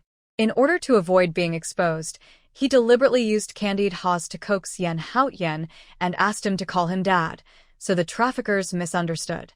Xia Dazhuang never dreamed that it was his action of asking Yan Haoyan to call him Dad that left a deep impression on the human traffickers, so much so that they could still remember him clearly almost 20 years later and recognized him at once. During the interrogation by Jiang Hai, Yan Haoyan went to see Xia Shuangshan. They drove a police car to Xiajia village. The villagers of Xiajia village thought they were here to investigate the case of Xia Shuangshan's arrest, so they all surrounded them and begged them to prove Xia Shuangshan's character. Comrades in the Public Security Bureau, it is impossible for the second son of the Xia family to do such a thing. We are from the same village, and we have been watching for many years. Li Tsuehua is really partial to her. Even so, after her second son broke off the relationship with her, he still gave her 1 yuan a month for retirement. It is impossible for the second son of the Xia family to do such a thing. That's right. If you say that the eldest and third sons of the Xia family can be driven out, I believe it a little bit. I think it's obvious that Xia Dezhuang saw that the second son of the Xia family and his wife broke off the relationship with them, and the family lost 2 old oxen to work for them. The second-rate lazy man and his family didn't earn enough work points to eat, so he was angry and deliberately falsely accused the second son of the Xia family. Yan Haotian didn't know until then that Xia Shuangshan was in the police station. Xia Shuangshan had been locked up for a few days, with a scruffy beard, and looked very embarrassed. Seeing that the person who interrogated him was a young police officer whom he had never seen before, he did not care and continued with the same words as before. "Comrade police, I really did not push my mother down. It was my eldest brother who knocked her down accidentally." Yan Haotian did not want to care about this matter. Anyway, Zhang Hai would definitely handle this case during the interrogation. He looked quietly at the gray-haired man in front of him. In his vague memory, his father was tall and big, and always put him on his neck to ride a big horse. He would always look up at him in admiration. Nowadays, Xia Shuangshan is not as tall as himself, and his face is full of wrinkles. Years of hard work have made him look very old. However, his attitude is still simple and unpretentious. In this respect, he is many times better than that of Xia Dezhuang. Yan Haotian felt as if a ball of cotton was stuffed in his throat. He was silent for a while, then he asked, "We checked your family's household registration information and found that you had a son who was reported dead by drowning more than 10 years ago, right?"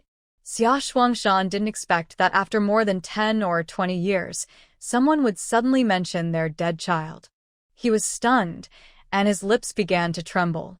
Seeing that he didn't answer, Yan Haotian didn't ask any more questions.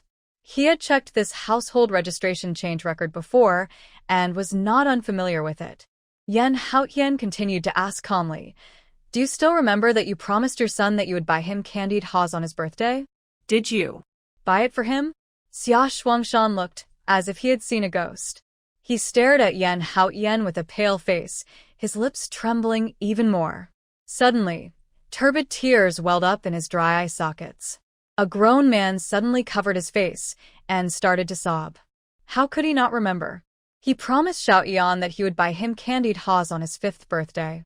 However, when he kept 1 cent from the money he earned from odd jobs, Li Tsuehua scolded him for being selfish, saying that his family was almost starving to death, yet he still embezzled 1 cent. At that time, 1 cent could buy a pound of sweet potato noodles, which was enough for a day's food for the whole family. He was stupid enough to hand over the 10 cents and break his promise to his son. He thought, after the famine, when his family was no longer hungry, he would buy 2 for his son. It was the same.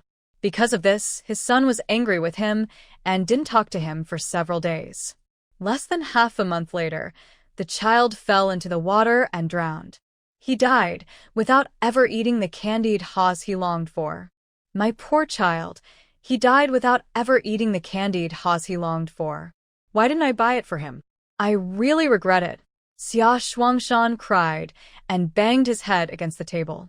After hearing that his son fell into the water, he and Lin Yiru searched along the river for more than a year. They asked all the villages downstream of the river, but they still could not find his son's body. Lin Yiru cried her heart out, and he was heartbroken, but he never vented his grief like crazy.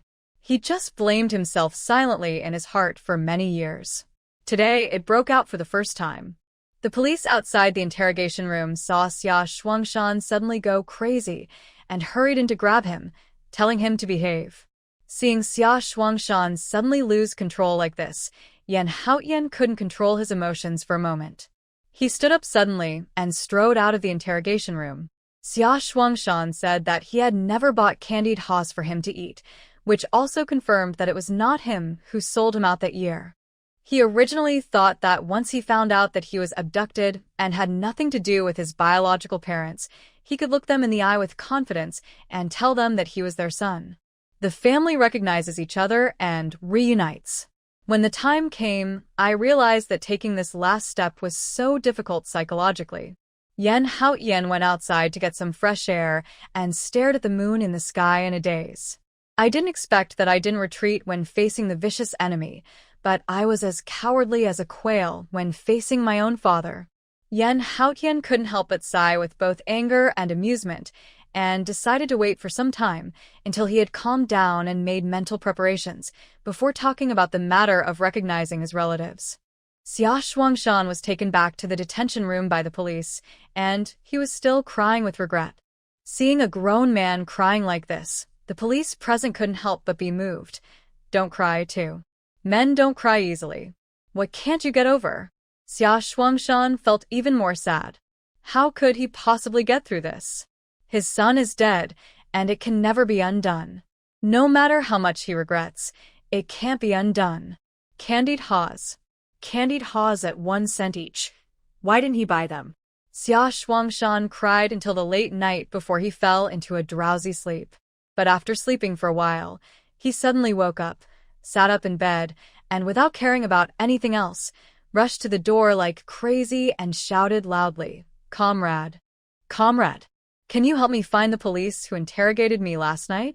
I want to see him. Please." He was so busy being sad and regretful that he didn't notice it. Just now, he suddenly remembered the incident of the candied haws from almost 20 years ago. How could that young policeman know so much about it? Could it be that his son is still alive? That young policeman is his son. The police officer on duty was woken up by the noise and was very annoyed. He ignored him and scolded him. "Why are you making a fuss? Your case has been investigated, and we should be able to let you go tomorrow morning. Just bear with it for a few more hours." Xia Shuangshan was anxious. "No. Public security comrade. I really have something important to ask that public security officer. I kowed out to you." The police were helpless and said, "That wasn't our police. It was a soldier from the southern military region who helped us capture the kidnapper. He left long ago." Upon hearing this, Xia Shuangshan was so anxious that he was sweating all over. "Gone? Where did he go?" "How should I know? He was helping us the prisoners. After the prisoners were delivered, he might have returned to the south overnight."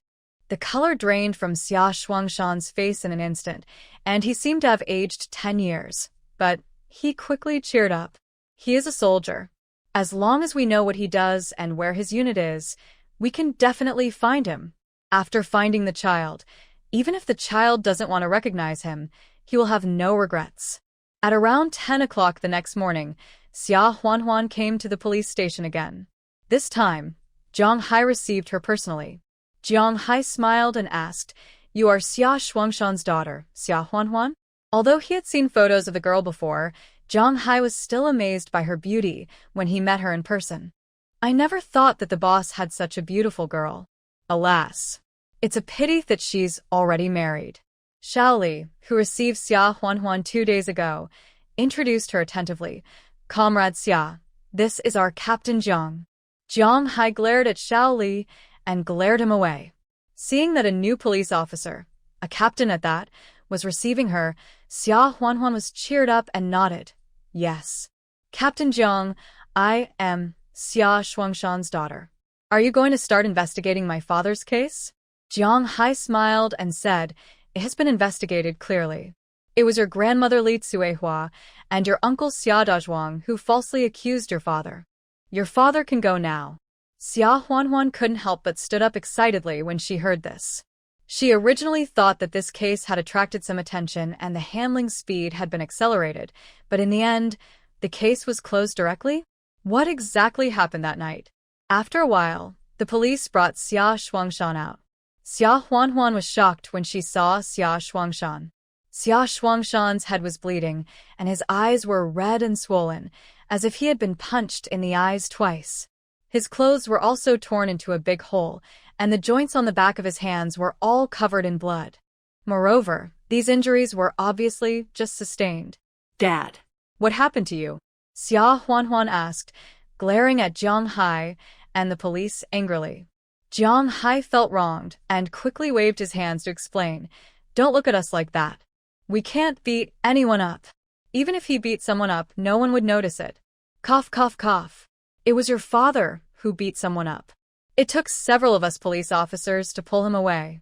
Otherwise, he would have beaten the person to death." Xia Huanhuan stared at Xia Shuangshan in astonishment. In her memory, although the original owner's father was tall and strong, he was dull and always kind to others. He would only hit others when he was forced into a corner. The last time Xia Dazhuang was beaten was because Xia Dazhuang and Li Tsuehua were such bad guys. How come? He would actually beat someone up in the police station, in front of so many police officers? The key point is, Xia Shuangshan beat someone up in the police station, and the beating was probably quite severe, but the police actually turned a blind eye and did not pursue the charge of fighting against him, and even let him go? Wasn't this the style yesterday? What on earth happened this night? Jiang Hai sighed and said, "Your father beat up your uncle again, and your grandma was also slapped twice." Xia Huanhuan asked with some concern, "Comrade Captain, you are not setting a trap. After my father and I escape from the police station, you will arrest my father and then charge him with the crime of fleeing for fear of crime, right?" Jiang Hai. Why can't there be some trust between people? Public Security Officer Xiao Li came over again at some point and said angrily, "Comrade Xiao Xia, don't worry. I promise there's no trap. We all think your father was right to beat him up. He enjoyed it so much. For those beasts who would even sell out their own grandchildren and nephews, beating them up is not a light punishment." Xia Huanhuan. This amount of information is a bit. Xia Shuangshan's voice was still choked with sobs, but he was obviously extremely excited. His lips were trembling. "Wanna, your brother. Maybe he is still alive." Xia Huanhuan widened her eyes. She remembered that the original owner had an older brother, but when he was 5 years old, he accidentally fell into the water and drowned. Her brother is still alive? Considering what Xiao Li had just said, Xia Huanhuan felt that she had still underestimated the evil of human nature. On the way, Xia Shuangshan told Xia Huanhuan the whole story, which was almost exactly what she guessed. "So where's my brother now?" Xia Huanhuan asked. When Xia Shuangshan was asked this, his expression became gloomy. Captain Jiang caught the human trafficker, who confessed to kidnapping a little boy 18 years ago and identified Xia Dazhuang and Li Tsuehua. When he told Xia Shuangshan about it, he only vaguely told him that his son might still be alive, but did not mention any other clues. But Xia Shuangshan just stubbornly felt that the young man last night, even if he was not Xiao Tian, he must know Xiao Tian. Otherwise, how did he know about the candied haws? Xia Shuangshan sighed, shook his head, and said, "I don't know either. I just heard that he might be a soldier. That kid must still blame me and his mother, and refuse to see us." After thinking for a while, he said, "Warner, don't tell your mother about this yet. Wait until you get a definite letter from your brother. I'm afraid that the greater her hope, the greater her disappointment." Xia Shuangshan was thinking in his heart that when he returned to the village, he would immediately ask the commune for a letter of introduction and go to the south to look for him. Even if he had to beg for food, he must find his son. Xia Huanhuan nodded. "Dad, I know." After returning to the residence, Lin Yuru naturally cried again, and then happily stepped over the fire basin to get rid of the bad luck and prepare food. Xia Huanhuan's mind has been tense for the past 2 days, and now it is a little relaxed. She went to the military liaison office in the afternoon and sent a telegram to Li Zhan, telling him that she was renting a house in the county and would go to the hospital when the due date arrived. As a result, after sending the telegram, her stomach suddenly hurt. Xia Huanhuan quickly stood against the wall, protecting her stomach with one hand, while trying to adjust her breathing and fine beads of sweat oozing from her forehead. It would be a lie to say that she was not panicking. Calculating the time, she was now almost 8 months pregnant. If she had a premature birth, even if it was a single fetus, the fetus would not develop well at 7 or 8 months old, not to mention that she had multiple fetuses. With the current medical conditions, it was very likely to be dangerous. In the past few days, she was worried about Xia Shuangshan's affairs and she was nervous, so she didn't pay much attention to her body. Now she relaxed all of a sudden. What if she had a premature birth? However, fortunately, she stood for a while, and there was no sign of the amniotic fluid breaking. It should be just a more intense fetal movement. Recently, the little cubs in her belly have become much stronger and more active. Although the number of fetal movements has not increased significantly, each fetal movement is much more painful than before. Xia Huanhuan waited until the pain of this fetal movement subsided before she breathed a sigh of relief. She lowered her head to her belly and whispered with a smile, "Little rascals, you only know how to torment your mother, right? When your father comes back, I will tell him and let him deal with you." As she spoke, she slowly walked towards her residence. At this time, in a corner, Yan Haoyan looked at Xia Huanhuan's back, wondering whether he should go out and say hello to her. After he met Xia Shuangshan that night, he hesitated for a moment and did not recognize Xia Shuangshan, but he felt that he had finally found his relatives after searching for several years, and he was unwilling to leave like this. More importantly, he was really worried about his sister, who was about to give birth. Although Xia Shuangshan was released, he was just an honest farmer.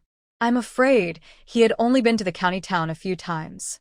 If there was any sudden accident when Xia Huanhuan gave birth, I'm afraid Xia Shuangshan would be like an ant on a hot pot. After thinking it over and over again, Yan Haotian decided to stay in Mo County for a while longer, so he came to send a telegram to the south to apply for an extension of his vacation. Unexpectedly, as soon as he arrived at the street corner, he saw Xia Huanhuan leaning against the wall with a painful expression on her face. Just as he was about to help her, Xia Huanhuan's expression eased and then walked slowly. Yan Haoyan couldn't help but hesitate. When they met in the black market before, and the last time they met in the dark alley of the county town, Xia Huanhuan was obviously very wary of him. If he went out rashly, he would definitely have to explain his identity. Otherwise, he would scare her. However, he was not mentally prepared. After this delay, Xia Huanhuan walked away. Just then, a three-wheeled rickshaw passed by him. Yan Haoyan stopped the driver and asked, "Master, how much does it cost for you to take someone here?" The driver said, "It depends on the distance. It's 20 or 30 cents for closer ones, and 50 or 70 cents for farther ones. We have everything." Yan Haoyan thought for a while and asked, "How about from here to Tunghua Lane?" Tunghua Lane is the courtyard that Xia Huanhuan rented in the county town. The driver smiled and said, "It's not close to Tunghua Lane. It will cost 50 cents. Yan Haoyan nodded, took out 50 cents from his pocket, thought about it, took out 3 cents, and handed 2 cents to the driver, saying, "Did you see the pregnant woman in front? Go over and ask her if she wants a ride. She should be going to Tunghua Lane. If she takes it, you can charge her 2 cents less. But don't let her know that someone has paid some money. That's my sister, and she's angry with me. If she knows, she will definitely guess that I paid for it, and she will probably not take the ride out of anger." The driver was stunned for a moment. It was the first time he saw someone paying for someone to take a ride. "Comrade, what if the woman doesn't want to take the ride? I can't force her to take it, right?" Yan Haoyan smiled and said, "If she doesn't take it, then these 2 cents are for you." When the driver heard this, he thought there was such a good thing in the world. Of course, he agreed immediately and rode the three-wheeled rickshaw towards Xia Huanhuan. "Comrade, would you like to take a ride?" After walking for a while, Xia Huanhuan felt a little tired, so she asked, "How much does it cost to get to Tunghua Lane?" The driver did not tell the truth because of Yan Haotian's instructions and smiled. "It was originally 50 cents, but since you are and pregnant, I will give you 20 cents off. Just give me 30 cents. Xia Huanhuan was stunned for a moment. Is there such a good thing in the world? Although she can afford 50 cents, who can be so expensive? So she smiled and said, "Okay, master, please be steady on the road. I can't stand the bumps." Seeing that the young pregnant woman was so beautiful, the driver couldn't help but feel happy. He even thought that even if he asked her to take him for free, he would accept it. He smiled and said, "Comrade, see what you said? I ride the bike, the most steadily. Xia Huanhuan smiled and said, "Okay. Then I'll trouble you, master." Then she got into the car, tremblingly. Seeing Xia Huanhuan get into the car, Yan Haotian did not continue to follow her. He went to the military contact point to send a telegram according to his plan. When they arrived at the door of the residence in Tunghua Lane, Xia Huanhuan paid and got off the car. Lin Yuru heard the noise and came out of the yard and hurried over to help her. "Are you back? Have you sent a telegram to your son-in-law?" Xia Huanhuan nodded and smiled. "I have sent it. I just don't know if he can receive it smoothly." The unit where Li Zhan belongs to the military district of Beijing City, but it is different from other units with permanent garrisons. It is an independent regiment with strong mobility. There are not many people, but each of them is an elite. Any one of them can be a company commander or battalion commander in an ordinary unit. Most of the tasks they perform are confidential or urgent tasks, so their whereabouts are often uncertain, and sometimes they have to cut off all contact with the outside world in order to perform their tasks. For example, more than a month ago, she sent a telegram to tell him that the family had started building a house. Li Zhan only received it half a month ago and sent her a telegram back. This time, she didn't hold out much hope. Even so, Xia Huanhuan couldn't help but hope that Li Zhan could come back before the children were born. The master said that the possibility of triplets was greater. If he missed it, he would miss the birth of 3 children at once. Besides, it was quite a headache to name the children. She had been thinking about it for several months, but she was not good at naming and couldn't come up with anything satisfactory. However, thinking back, Li Zhan should be able to read, but he joined the army when he was 15 or 16 years old. How high could his cultural level be? Don't start by saying that the eldest son will be named Zhangwo, the second son will be named Jianjun, or something like that. It would be better for her to name him. Lin Yuru thought about it and couldn't help but sighed with a smile. "Oh, my son-in-law is good in every way, except that he is not at home all year round." Xia Huanhuan came to her senses and reminded her softly, "Mom, you are not allowed to say such things in front of Li Zhan. If he hadn't been out there fighting for his life, the 3 little guys and the ones in my belly, wouldn't we be starving?" Lin Yuru also knew that she had said the wrong thing and quickly smiled regretfully. "Oh, Mom was wrong. People are just greedy. They feel satisfied when they get a little bit of goodness at first, but immediately feel inadequate. Mom will definitely be careful before she speaks in the future." She couldn't help but look at Xia Huanhuan with a smile and said, "Look at you. Didn't Mom just say something wrong about him? Look how distressed you are." Xia Huanhuan couldn't help blushing. Lin Yuru sighed and said seriously, "But a couple should think about each other like this so that they can stay together forever." Xia Huanhuan's face was still a little hot, and she smiled. "Mom, don't say these things, it's so corny. By the way, where's my father? Why don't I see him?" Lin Yuru remembered and smiled. "Oh, I was so busy talking to you that I forgot about it. Your father went back to the village after lunch. He said that the commune is now busy with autumn harvest and winter planting. He has delayed his work points for several days. If he doesn't go back and work more, he may not get much grain when the autumn harvest is over, and this winter will be difficult."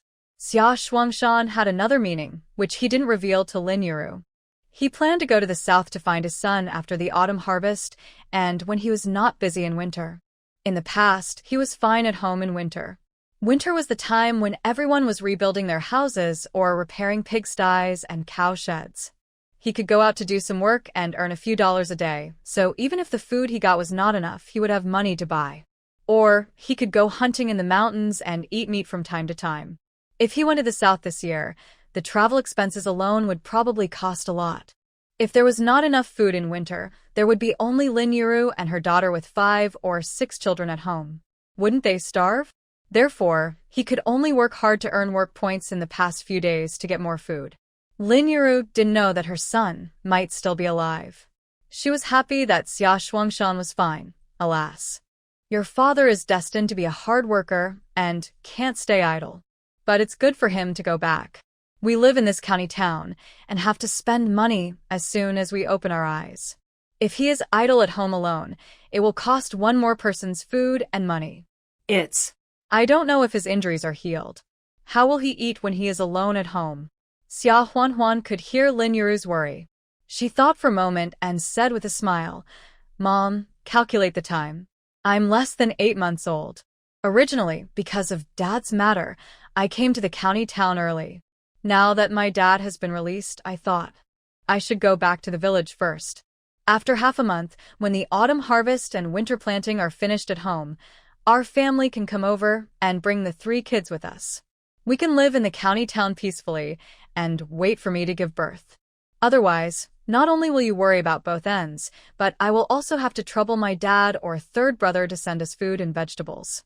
Lin Yuru's first reaction was to shake her head quickly. How can that be? Didn't the doctor say that you have multiple babies and may give birth prematurely? Just spend the money in the city, and it's safer to live closer to the hospital. Xia Huanhuan talked for a long time. She was really fine, and asked her not to worry. However, Lin Yuru was rare in her persistence on this matter. She would rather spend money in the county town than go back. No. No matter how important it is to earn work points and food for the family, it is not as important as giving birth to a child. Your father is so old. Can he still starve himself? Seeing this, Xia Huanhuan no longer insisted. She actually really wanted to go back and live here for another half a month, and it was not just for Xia Shuangshan or Lin Yuru. When she was in the village before, she either sewed clothes and knitted towels, or made tofu, sprouted bean sprouts, pickled sauerkraut, etc. Her hands were always busy, and she also felt that the 3 little kids were too noisy, so she just wanted to have a few days of peace and quiet. As a result, after living here for a few days, it was quiet for her and Lin Yuru alone, but it was too quiet. Instead, she missed the lively days in the village.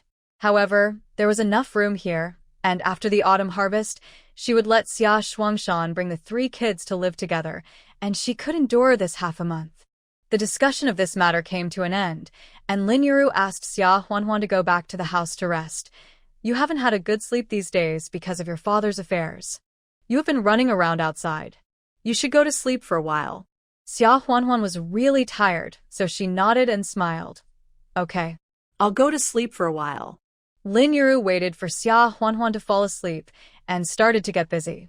She was absent-minded for so many days and didn't do any housework. Now she cleaned the house inside and out, drew water from the well in the yard, and washed all the clothes she had changed.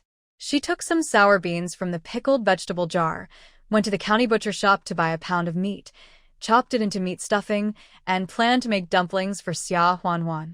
Xia Shuangshan and she originally planned to save more than 20 yuan to subsidize Xia Huanhuan to build a house, but Xia Huanhuan didn't have it. This time when she came to the county, Lin Yuru brought all of it. The half-pound of meat she bought was bought with the money she brought with her. This is just for Xia Huanhuan. If it were her, she would definitely save as much as possible and would rather eat coarse food than spend this money in vain. Xia Huanhuan slept for the whole afternoon and felt that she had had enough sleep. When she woke up, she saw that the house had obviously been cleaned. There were clothes hanging on the clothesline in the yard, and Lin Yuru was making dumplings. When Lin Yuru saw her wake up, she smiled and said, Are you awake? Are you hungry? Mom will make dumplings for you right away. Then she stood up, wiped her hands on her apron, and went to the kitchen to work. Xia Huanhuan followed and wanted to help light the fire, but was also driven out by Lin Yuru. Now, she is getting heavier and heavier. Lin Yuru not only does not let her go into the kitchen to work, but also does not let her do other work, such as needlework. She just lets her wait for the birth of the baby with peace of mind, which makes Xia Huanhuan feel that life is even more boring. But at the same time, her heart is warm and she is very grateful.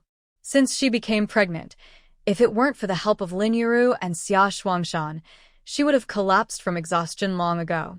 While eating the hot dumplings stuffed with sour beans and meat, Xia Huanhuan suddenly remembered something and asked, Mom, there shouldn't be any pork at home, right? Did you go to the market to buy some? Lin Yuru nodded and said, The price of meat here is the same as in town, 90 cents per pound. Xia Huanhuan didn't say anything after hearing this. After dinner, she took out 2 big unity notes and gave them to Lin Yuru. Mom, take these 20 yuan first. I neglected it. We live in the county town. If our family is short of anything, we have to spend money to buy it. I also forgot to give you money. Lin Yuru insisted. Mom has money. What's wrong? The meat bought with your mom's money doesn't taste good, or what? Why are you so awkward? After hearing this, Xia Huanhuan didn't insist and smiled. Okay. Then I will spend my mom's money with peace of mind. However, if you don't have enough money, you must tell me. Li Zhan has so many allowances every month. It's much easier than you saving money. Don't save money for us. There is no need to divide it too clearly at this moment, which will hurt the relationship and make them alienated. Give them the money later. Moreover, there was also the matter of her brother, who might still be alive. From what Xia Shuangshan said that day, she estimated that Xia Shuangshan might be planning to go to the south to find her brother. By then, the money needed would not be small. It would be the same if she returned it to them at that time. The next day, Xia Huanhuan, accompanied by Lin Yuru, went to the hospital and asked the doctor to check again. The doctor confirmed that everything was fine and there was no major problem. He asked them to go back and wait for the birth. The mother and daughter settled down in the county town temporarily and waited for the birth. Xia Shuangshan or Li Jie sent some fresh fruits and vegetables every 2 or 3 days, and Xia Huanhuan also secretly took them out of the space from time to supplement. In addition, she bought some candies, egg cakes, and peaches in the yard in the county town, and asked them to take them back and pack them for the little ones. Although the days were a bit boring, a month passed in a flash. On the other hand, after Yan Haotian sent a telegram to apply for an extension of his vacation, he received a reply the next day, which was ruthlessly rejected. His superior, who was also his old leader, scolded him in the telegram. Are you itching for trouble or something? You applied for a 2-month extension of your home leave? Do you think the army is your home? Get lost. Don't fool me with your claim of not recognizing your biological parents. If you find your biological parents, recognize them immediately. Aren't you ashamed of being a grown man? If you are too cowardly to recognize them, get lost. And your sister is going to give birth in 2 months. Are you going to wait for 2 months without working? Is the country supporting you for nothing? Yan Haotian looked at the telegram, which was longer than the letter, and couldn't help but twitching his mouth. However, he could only buy a train ticket and went back to the south that night.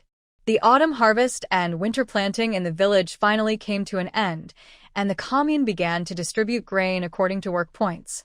After the summer harvest, the wheat harvested was divided once, except for the portion that was turned over to the public grain.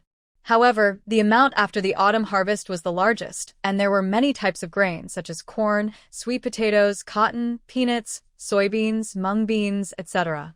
Secretary Zhao and the village cadres calculated the work points overnight, weighed the grain, classified it, etc. After a few days, they still kept the portion that was turned over before distributing it to each household. In addition, the 2 wild boars that Xia Huanhuan caught last winter and the few piglets that she bought have been raised for a year, and each one weighs 100 to 200 kilograms. Secretary Zhao consulted the villagers and decided to kill one in each village first, and then kill another one near the end of the year. Therefore, everyone was quite happy about the grain distribution this time. Because Xia Huanhuan was pregnant, although she had Li Zhan's comrades, Xia Shuangshan, Li Jie, and others to help with farm work, she didn't get much food. As for pork, since it was originally a wild boar she caught, she saved a lot of money on buying piglets, and pork was the same as everyone else's. Xia Shuangshan also took his and Lin Yuru's share, then borrowed a bullock cart, took the 3 kids, put the food and pork and various vegetables harvested from the vegetable garden on the bullock cart, and went to the county town. They hadn't seen each other for more than a month. When the 3 kids saw Xia Huanhuan, they cried like loud trumpets, which made Xia Huanhuan wipe her tears. Lin Yuru also wiped her tears and said, "Don't make your mother cry. What if the little brother and sister can't wait and want to come out early? Go. There are egg cakes in the house. Go and eat the egg cakes." When the 3 kids heard this, they didn't care about crying anymore and ran to eat the egg cakes, which made Xia Huanhuan very angry. A bunch of heartless people made her cry, but they went to eat happily. Xia Shuangshan took advantage of no one's attention and secretly asked Lin Yuru, Juana's mother, how much do you have left of the more than 20 yuan we saved? He also knew that his wife and daughter lived in the county town and must spend money. The 20 yuan was originally saved for the daughter, and it was impossible that not a penny was left. Lin Yuru replied, "There's still 15 or 16 yuan, what's wrong?" Although she didn't have the money Xia Huanhuan gave her, Xia Huanhuan tried to go out shopping with her later, under the pretext of walking more and exercising, so as to avoid the fetus being too big and difficult to deliver. When it came to paying, naturally, all the money was paid by Xia Huanhuan.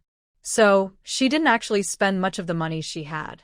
Xia Shuangshan hesitated to speak, but finally said, "You keep 5 or 6 yuan of the money and give me 10 yuan. After Juana is born, I will go on a long journey and need money." In the 1970s, the sleeper ticket from Beijing to Guangzhou was 20.5 yuan per ticket, and the lower berth ticket was more expensive. The hard seat ticket was half the price, but it was still 10 yuan per ticket. Xia Shuangshan wanted 10 yuan, but in fact, he had no money for the outbound journey, the hotel after arriving, and the return ticket. In addition, he knew that his son might be serving in the army in the south, but was he really in Guangzhou? Where was the army, specifically?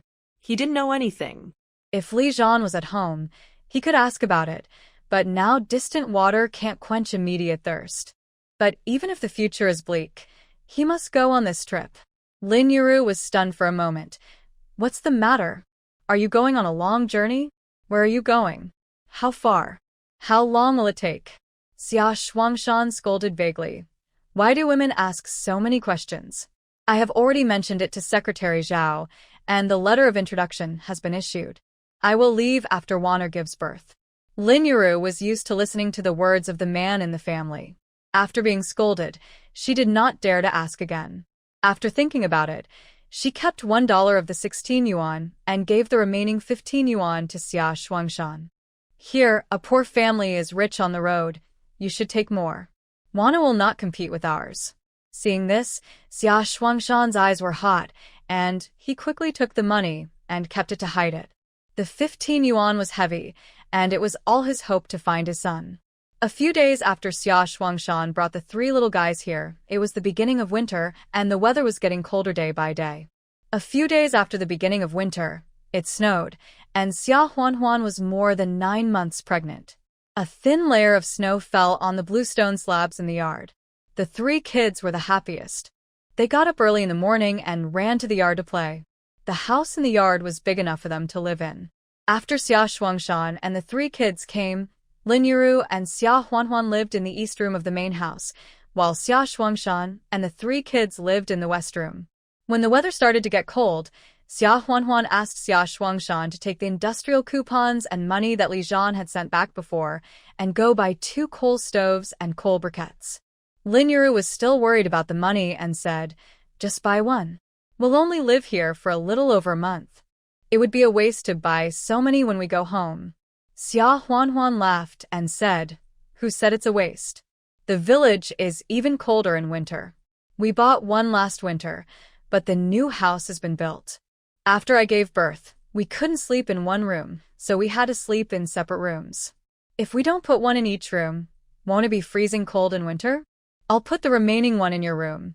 Even if coal briquettes are hard to buy, it's warm enough to burn firewood in the stove." Lin Yuru started to refuse, but Xia Huanhuan said back, "It's not like I'm just giving it to you without asking for anything in return. Why are you so anxious to refuse? After I gave birth, there were 3 little kids at home, and I don't know if they will be 2 or 3 younger ones. How could I take care of them all by myself? I've already thought about it. Anyway, there's room to live in our new house. You can move in with my dad and help me out for a while. So, although this coal stove is for you, isn't it actually in my room?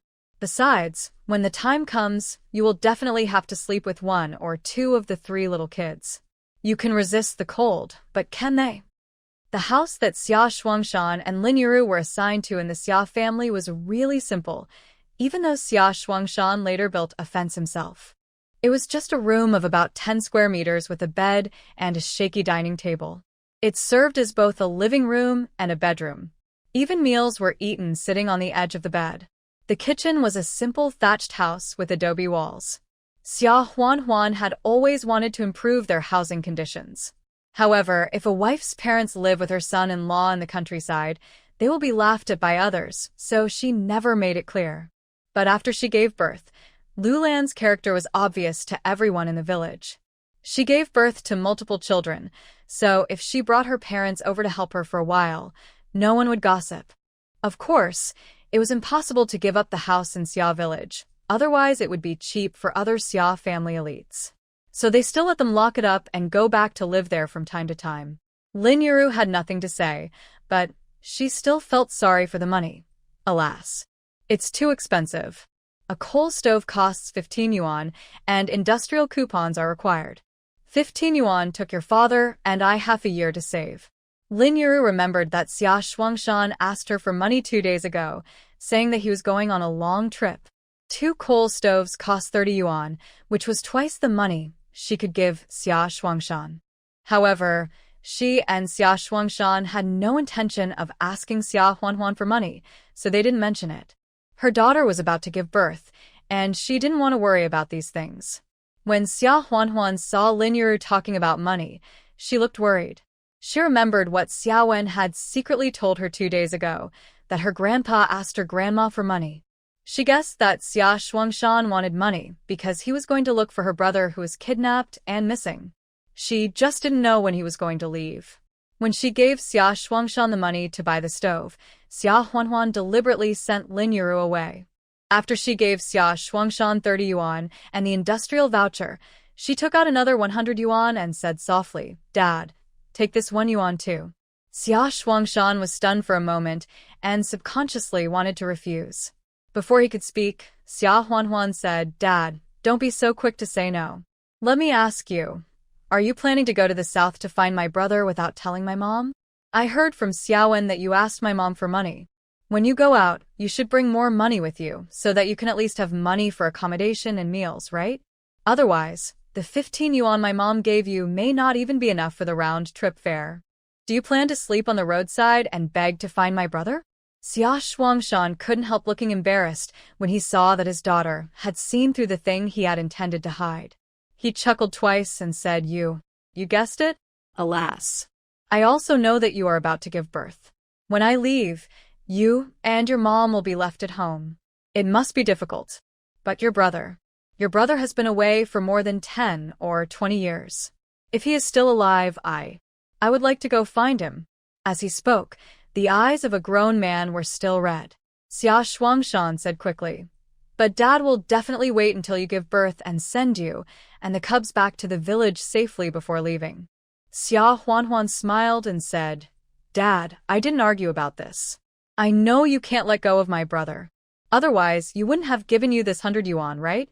In fact, after she heard Xia Shuangshan say that her brother might still be alive and might be serving in the army in the south, she sent a telegram to Li Zhan, wanting him to find out if he knew about the situation in the south. Unfortunately, including the last telegram she sent, Li Zhan never replied. Xia Shuangshan was extremely anxious and would definitely not be able to wait, so she could only ask him to bring more money so that he could have a better time on the road. Xia Shuangshan nodded and choked up, saying, "Alas. This money is a loan from Dad. I will pay you back when I make money in the future." Xia Huan smiled and said, "Look at what you were talking about. It's been almost a year. You and my mom have taken care of me and built a house for us. You have not been idle for a day. If we really settle the accounts, I am afraid that this 100 yuan I paid you back is too little. Dad, you said you would pay me back in the future. Are you speaking in a sarcastic way? Do you think I didn't give you enough?" Xia Shuangshan laughed at it and said, "You kid, you always have a lot of crooked logic."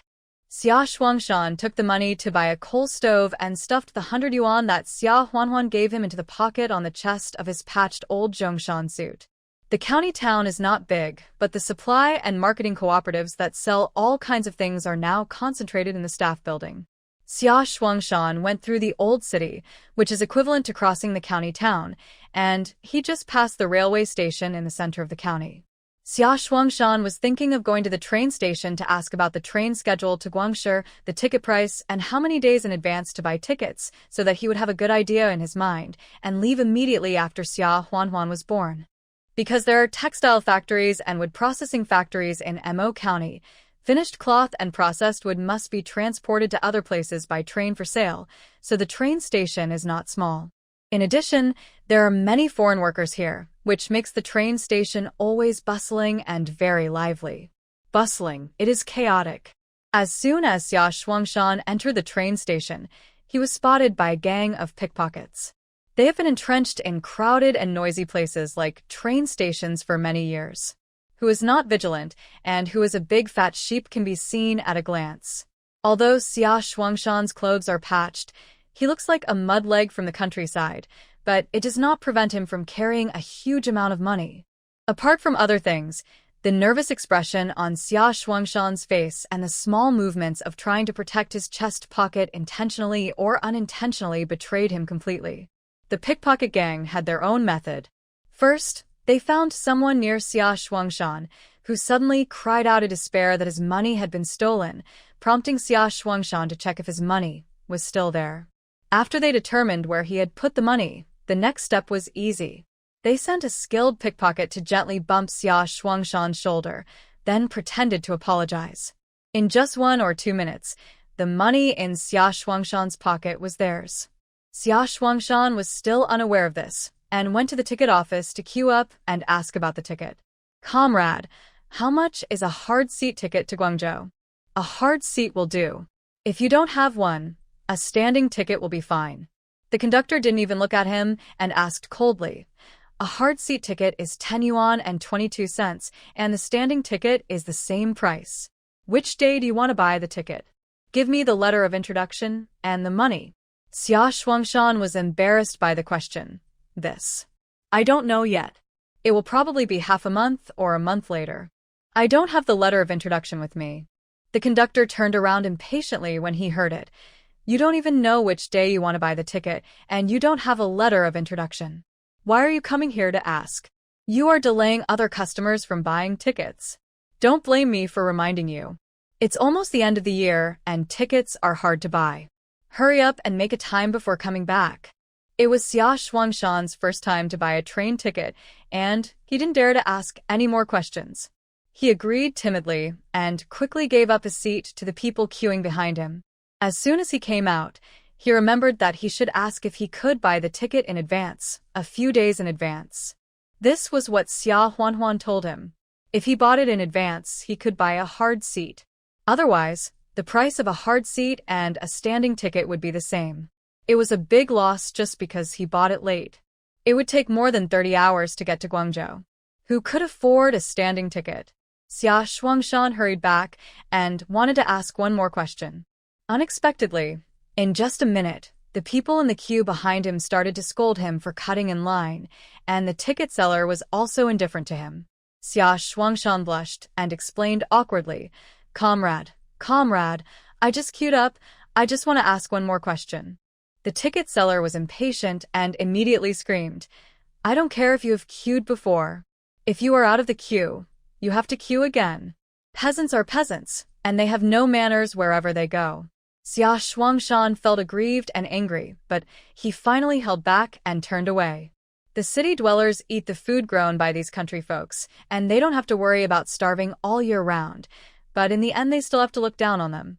The unfairness of this world has never disappeared. Xia Shuangshan left the ticket office, and then he heard the money on his body. He hurriedly felt his pockets, but it was empty.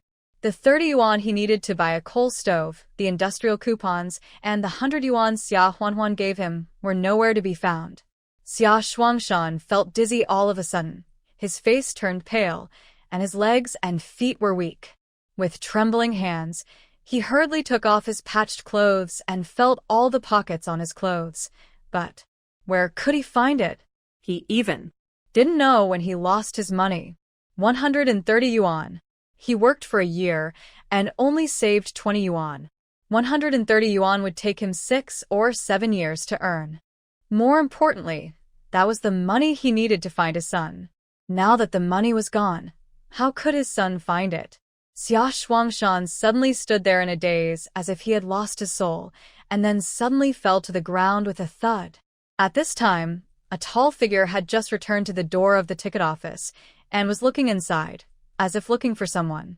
When he heard the noise and looked over here, his heart tightened, and he pushed away the others and rushed over. What happened? I don't know.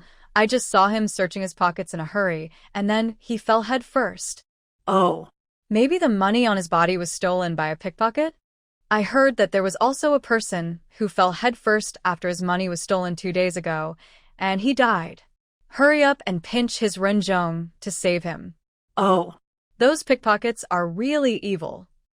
The man who rushed over saw clearly who was lying on the ground unconscious, and his body shook violently.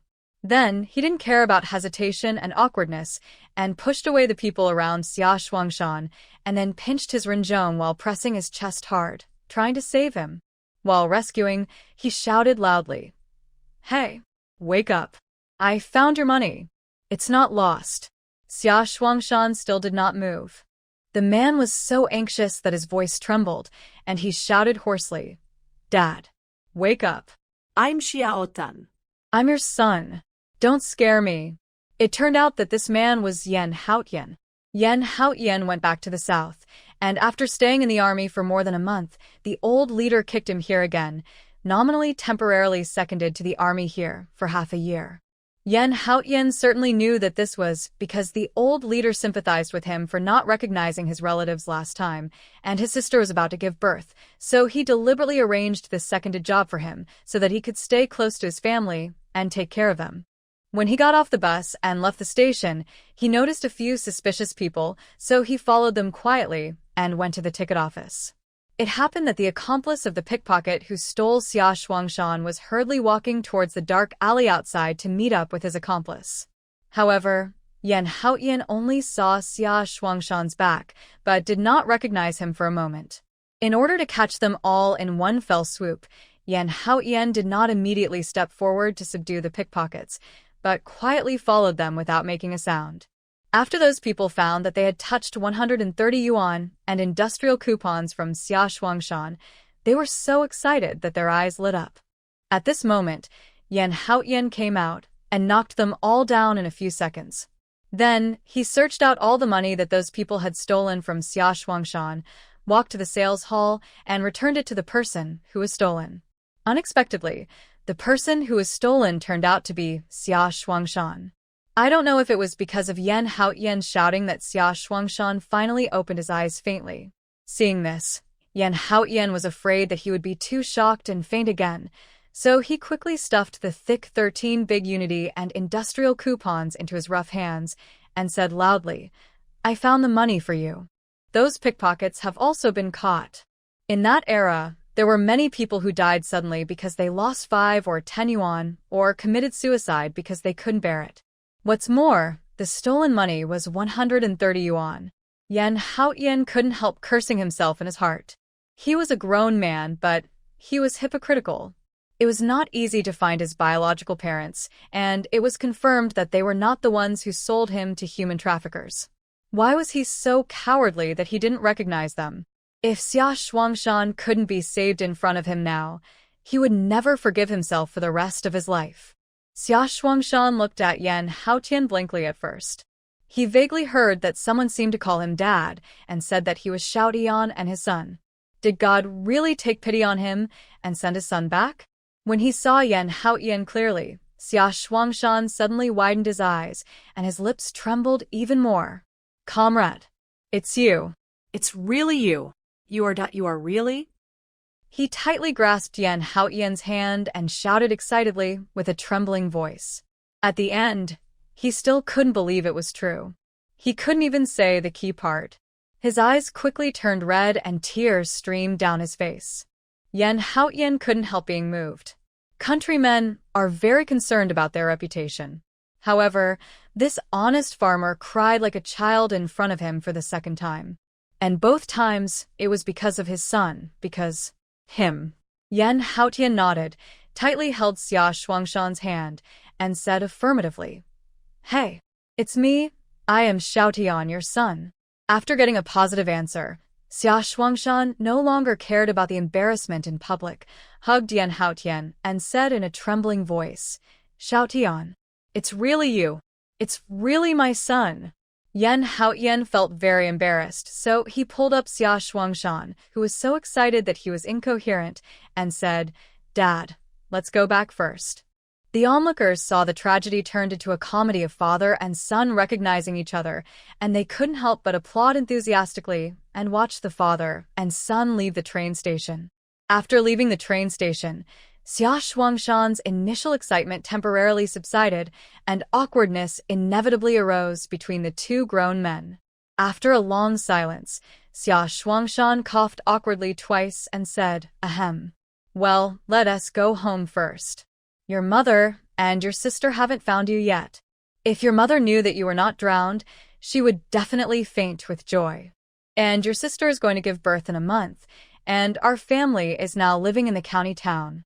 Although it was embarrassing, Xia Shuangshan's tone was obviously extremely excited and happy. Yan Haotian agreed, but couldn't help asking, "Why do you carry so much money with you? The train station is already chaotic, and those pickpockets can tell at a glance that you have money on you."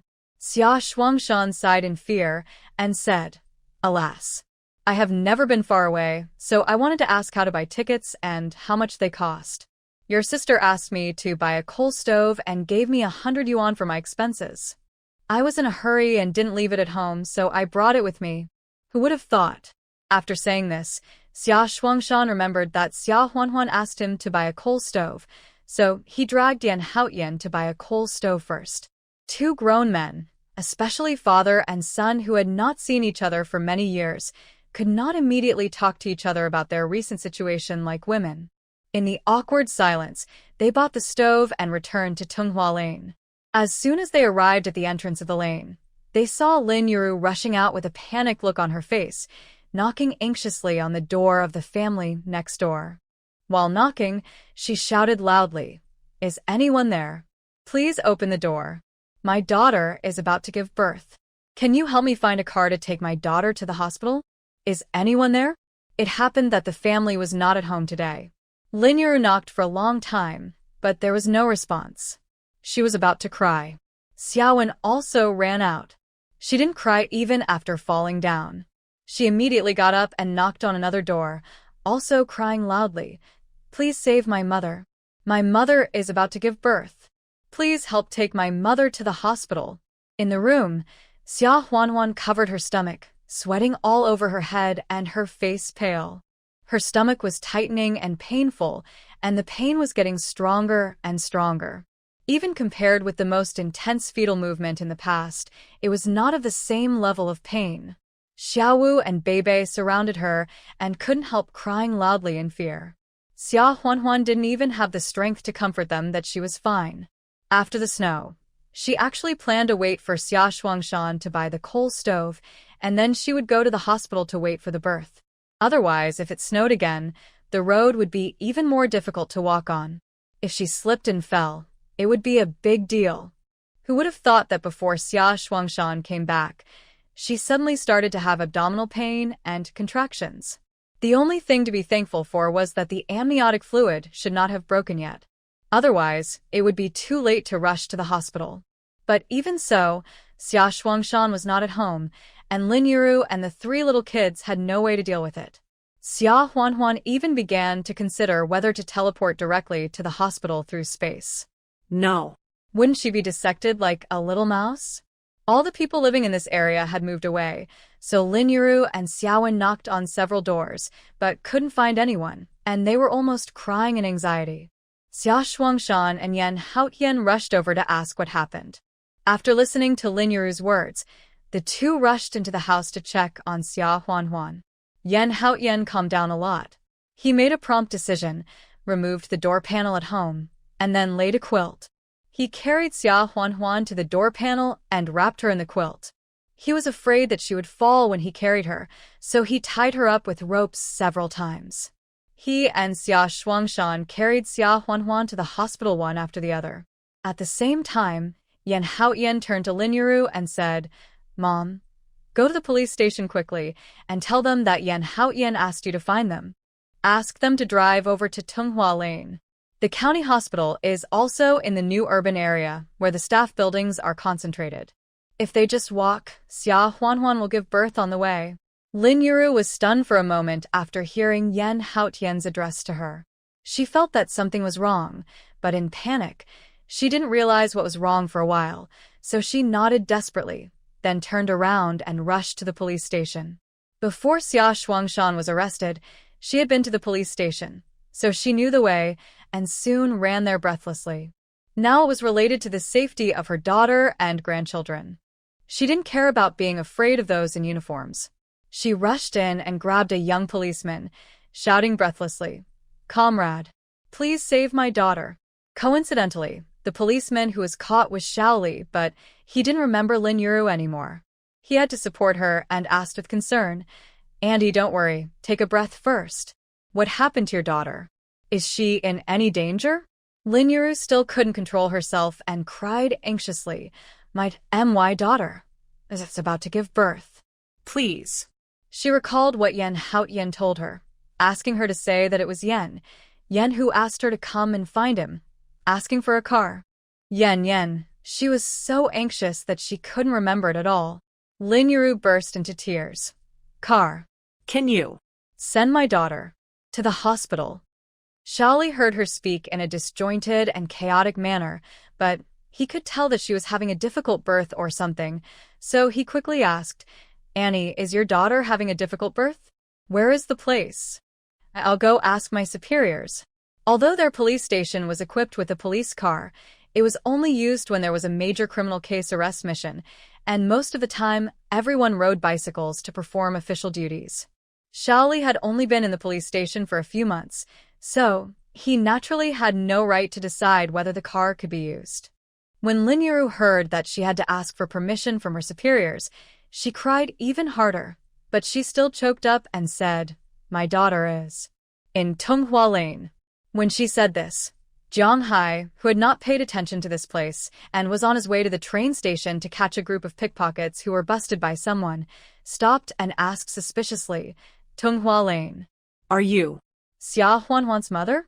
Jiang Hai didn't recognize Lin Yuru, but although Yan Haotian went back without recognizing his relatives last time, he still asked Jiang Hai to help secretly look after his sister and parents, so he naturally knew the address where Xia Huanhuan settled in the county town. When he heard the 3 words Tunghua Lane and recalled the information he had just heard casually, such as about to give birth and sent to the hospital, he immediately associated them. Lin Yuru was stunned for a moment and quickly nodded. "Yes, comrade. I am Xia Huanhuan's mother. It was Comrade Yan. Comrade Yan who asked me to come. Please save my daughter." Jiang Hai heard. "Yan what? Could it be that the boss is back again? Anyway, even if it is an ordinary pregnant woman with dystocia, they can help, and they must help. What's more, it is the boss's sister who has dystocia. If he doesn't care, how can he face the boss later?" He was not vague and said, "The rest of you continue to go to the train station to catch pickpockets as planned. I'll be back soon." As he said, he took Lin Yuru to the police car in the station and went straight to Tunghua Lane. At the same time, Yan Haotian and Xia Shuangshan had already carried Xia Huanhuan out of Tunghua Lane. Snowflakes began to fall from the sky again. In addition to the snow that fell the day before, there was a lot of snow on the road, and it was very slippery. No matter how anxious the two were, they didn't dare to walk too fast, for fear that they would slip and fall accidentally. It's not a big deal for them, but Xia Huanhuan will be in big trouble.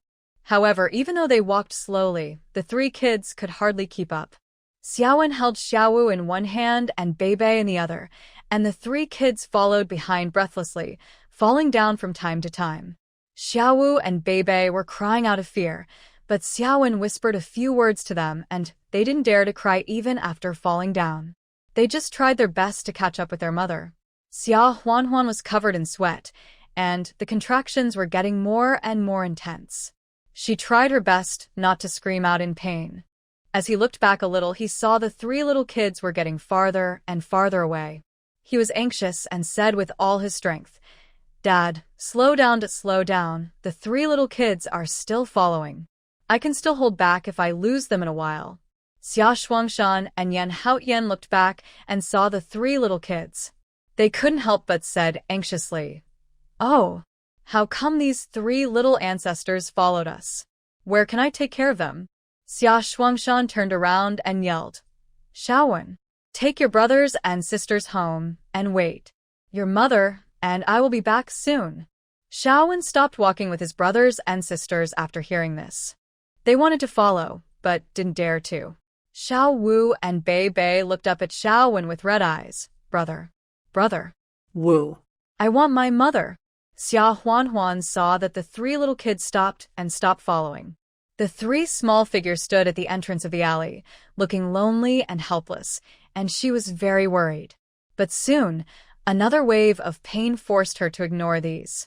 There are no adults at home, just three kids, which is really worrying, but Xiaowen is sensible and should be able to take good care of his younger brothers and sisters. Xia Shuangshan and Yan Haotian turned a corner and disappeared, and a jeep drove over from a distance. In the car, Bai Zihan smiled and said, "Boss, Tonghua Lane is ahead." Oh. "I can finally see my sister-in-law again."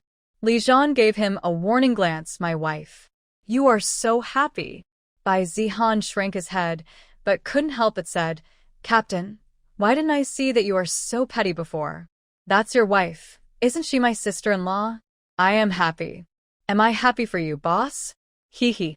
Or at the end, he was cowardly and flattered a little. Li Zhan smiled with his lips curved. You kid pulled back in time.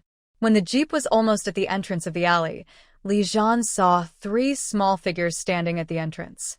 They were all wearing thick cotton padded clothes and hats to keep warm. They looked fat,